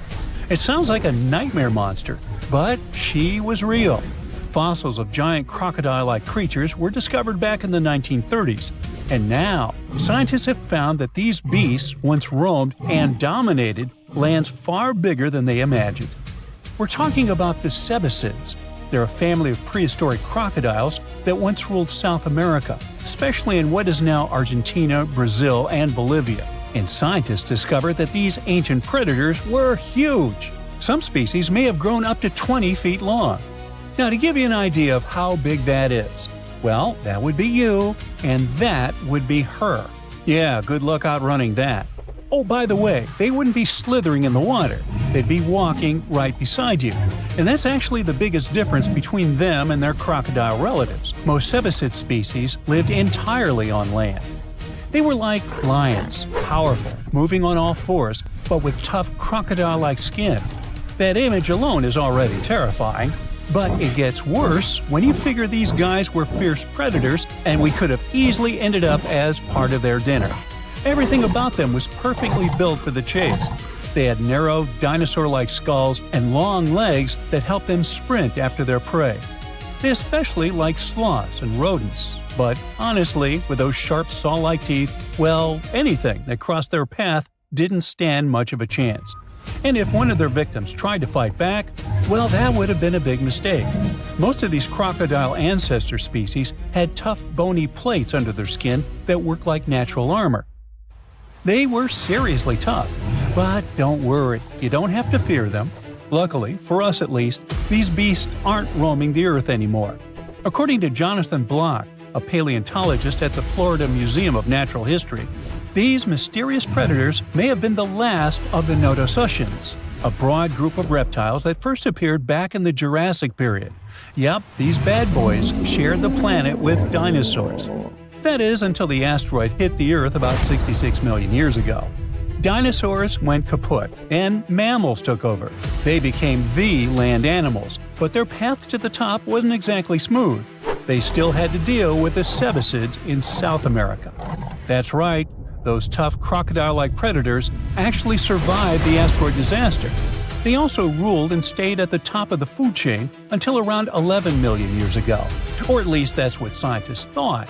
Until they started finding strange fossilized teeth in the Caribbean. Uh-oh. Let's go back about 30 years when researchers uncovered two roughly 18 million year old teeth in Cuba. They had a tapered shape and tiny sharp serrations, perfectly designed for tearing into meat. There was no mistake. Scientists were looking at something that belonged to a top predator. But the question was, who? Had they found a fossil of an ancient giant croc? Well, maybe. Those teeth could have been from a species of cebicid, but that was strange, since scientists didn't think such large ancient predators ever lived in the Caribbean. And things got even stranger when another tooth turned up in Puerto Rico. This one even older, about 29 million years old. But there was a problem. Those teeth alone weren't enough to identify a specific animal. They needed more. So the mystery remained unsolved. Everything changed in 2023. Local work crews were building a road in the Dominican Republic when they suddenly stumbled upon ancient bones. Researchers soon realized they were looking at a fossilized tooth, but this time it came with two vertebrae. That was a big deal, because it's really hard to tell ancient crocodile species apart just from their teeth. But with those two vertebrae, things were different. Crocodile relatives with serrated teeth usually had ball and socket joints between their vertebrae. But in cebicids, that part of the spine was flat, so that made all the difference. It was enough to confirm that the fossil from the Dominican Republic belonged to a cebicid. And just like that, scientists discovered that this ancient predator really did live in the Caribbean. And even more surprising, they found out it was roaming around at least 5 million years before cebicids were thought to have disappeared everywhere else. Okay, but why is finding their fossils in the Caribbean such a big deal? Or better yet, why were scientists so sure before this discovery that they didn't live there? Well, that's because this prehistoric reptile didn't like the sea. Let me explain. The Caribbean is a region in the Americas made up of islands and the surrounding coastal areas. That meant for a land-loving ancient crocodile to travel from, say, Colombia to the Dominican Republic, it would have had to swim. And I mean really swim. We're talking over 350 miles of open ocean with strong currents and rough waves. You can see why that would have been a serious challenge for a land-based cebicid to cross, right? So, that's why scientists thought these prehistoric crocodiles could never have lived in the Caribbean. But now that researchers are finding their fossils there, they may have to find an explanation. And that is where this discovery becomes even more interesting, as it actually supports the Garlandia hypothesis. This idea first appeared in 1994. It suggests that millions of years ago, the movement of Earth's tectonic plates caused a stretch of land, now mostly underwater, to rise up in the Caribbean. This land, called the Aves Ridge, may have connected South America all the way to Puerto Rico, and then to other Caribbean islands like Hispaniola, Cuba, and Jamaica. So basically, it worked like a temporary chain of land bridges, a kind of natural highway that once allowed animals to go from South America to the Caribbean. Mammals, amphibians, and reptiles could actually walk right across instead of taking their chances at sea. The Garlandia hypothesis definitely sounds fascinating, but it's still up for debate. It hasn't been fully accepted by scientists yet, even though plenty of studies since the 90s seem to back it up. And this new discovery of a giant crocodile-like creature in the Dominican Republic could be one more important clue pointing in that direction. It's possible that many of the places where these cebicids once thrived started to disappear as the global climate cooled. Bit by bit, some of them were pushed into warmer tropical areas, until, eventually, the only places left for them to live were the Caribbean islands. This discovery lines up with something else that ecologists have observed around the world.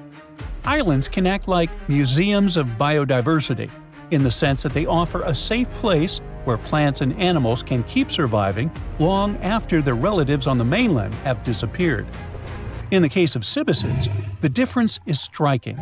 The most recent fossils found in South America date back between 10 and 12 million years ago. But the tooth and vertebrae found in the Dominican Republic are much younger, only about 4.5 million years old.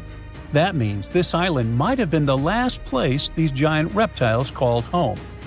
And if those serrated teeth found on other Caribbean islands also turned out to belong to cebicids, that would be huge. That would mean that these ancient crocodile-like creatures didn't just live in the Dominican Republic. They were spread across the Caribbean. And who knows, maybe we'll still find more of its fossils in places like Puerto Rico, Haiti, and Jamaica. Although the tropics are among the most biodiverse places on Earth, much of their natural history remains a mystery. Discovering a giant ancient crocodile in the Caribbean is a reminder that the world we live in today is just one chapter of Earth's long, ever-changing history. And who knows what other prehistoric crocodiles or ancient creatures are still waiting to be found beneath our feet. A pre-Christmas miracle happened near the mouth of South Africa's Chalumna River on December 22, 1938. Marjorie Courtney Latimer, the curator of East London Museum, was on her routine visit to the docks. She was checking if there were any unusual catches from local fishermen. Suddenly, she spotted a strange fin sticking out of a pile of discarded fish. Intrigued, she cleaned off the slime to reveal an incredible discovery. A pale blue fish with silvery flecks, thin scales, and 4 fins that looked almost like limbs. And it was huge too, 5 feet long, weighing about 127 pounds. Marjorie actually specialized in birds, but she had always been fascinated by the natural world, including the ocean. She didn't know what the fish was, but she had a feeling that it was something special. So she had the fish loaded into a taxi and taken to her museum. She then went through lots of reference books, but no matter how hard Marjorie tried, she couldn't identify the species. She decided to show it to the chairman of the museum's board, but he just dismissed it as a common rock cod. Marjorie didn't listen to him. The creature fascinated her so much that she kept studying it, and even tried to preserve it by having it taxidermied, although she couldn't save the organs. Desperate for answers, she reached out to a fish expert, J.L.B. Smith. But tough luck, he was away at that moment. When Smith finally saw the drawing, he got instantly intrigued.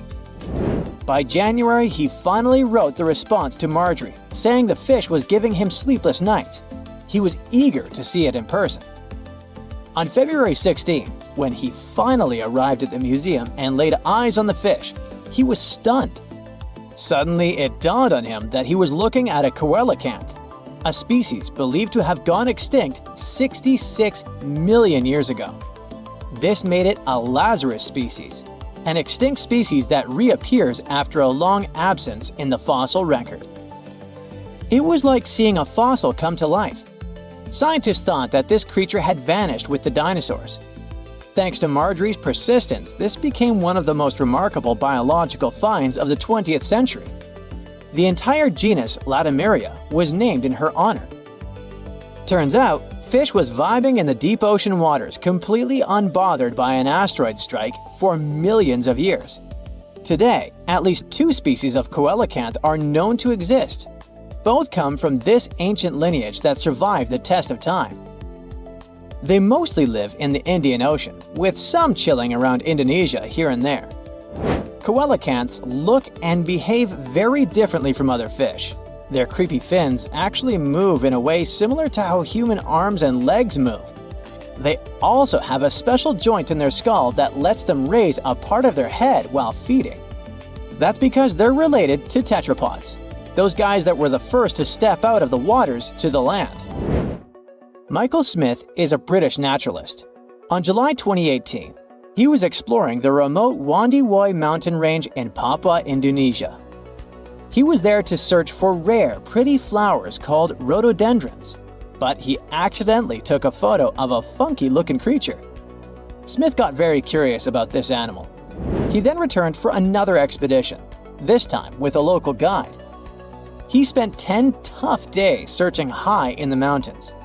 The terrain was harsh, with constant rain, slippery ground, and leeches crawling into their boots. When they were already exhausted and close to giving up, the miracle happened. The team finally spotted and snapped a picture of the animal. This cute thing turned out to be the Wandiwoi tree kangaroo, the one thought to be extinct for 90 years. The first time it was discovered was 1928. It's a sad story. A biologist spotted it while studying the area, and this was the first and the last time we saw that animal. But as it turned out, it wasn't extinct at all. It's just a very elusive and sneaky creature. This marsupial lives in small, isolated, steep and misty forests. Very few people venture there, all because of the reasons we mentioned: the rugged terrain, dense bamboo thickets, lack of water. Even the local hunters had never seen one. They're super cute with their round face, reddish fur, and appearance that looks like a mix of a monkey and a bear. It's a weird type of kangaroo that jumps on the trees, not the land. When Michael Smith rediscovered it, he immediately contacted experts, including a specialist on tree kangaroos. The discovery was confirmed. Even though it's still hard to catch these creatures in the wild, they're still a mystery to science, and scientists try to protect the species. In 1996, researchers from the Wildlife Conservation Society were walking around the meat market in Thakek, Laos. Suddenly, they spotted a bunch of weird rats. Yeah, it may seem to be a common thing for a market, but those were no simple rats at all. At first, they thought it was a new species. They called this new rodent the Laotian rock rat. This animal was so different from other rodents that biologists wanted to place it in its own family. But in 2006, Mary Dawson and her team challenged this idea. They suggested that the Laotian rock rat might actually belong to an ancient family of rodents, the ones that were believed to have been extinct for 11 million years. In the same year, scientists finally captured and documented a live specimen. And guess what? Those were indeed those ancient rats. They didn't go extinct. They just preferred to avoid the spotlight and decided to go vibe in the limestone karsts of Laos and a small part of Vietnam. Turns out, the locals were even familiar with the rodent, regularly trapping it for food. Right, that must be the true reason for their hermit lifestyle. Now, these guys are a huge interest for scientists and are being studied carefully. In 2019, some scientists went on a joint expedition on Fernandina Island in the Galapagos archipelago. During the expedition, the team started noticing weird things: tracks, scat, and claw marks on trees. By following them, they suddenly discovered the culprit: a mysterious turtle that was sitting on a high elevation on the volcanic island. It was a lone female tortoise. They nicknamed her Fernanda. That's because they recognized her as a Fernandina giant tortoise, a species that was thought to have been extinct for 112 years. The last time we've ever seen this species was in 1906, when scientists found a male tortoise and sent it to the California Academy of Sciences. They thought that volcanic eruptions and extensive hunting caused the species to completely disappear. This was a huge deal. It provided hope for the survival of the Fernandina giant tortoise. Park rangers said that they saw signs of at least 2 other tortoises, so maybe they'll be able to find them soon. The Galapagos Conservancy has launched fundraising efforts to support further expeditions. In July of 2007, Luis Enrique Minguez was hiking in La Palma, a small island in the Canary Islands. He's a researcher in the Institute of Ecology and Conservation. While he was walking through the northeastern part of the island, he spotted an interesting lizard. The lizard was almost 12 inches long. He saw it near a forest trail, about 147 feet above sea level. Minguez took a photo of the lizard and shared it with his buddy researchers. After seeing the pictures, they realized that it was the long-lost La Palma giant lizard. This species was presumed to be extinct for centuries. They thought that it disappeared within the last 500 years due to being hunted by cats and habitat destruction. Unfortunately, even though they were super hyped up at first, things didn't go so well next time. They did some follow-up expeditions in October of 2007, and then some more, but they couldn't spot the lizard anywhere again since then. The lizard probably lived in very high and dry spots of the island. Researchers hope to discover at least some of the lizards in the future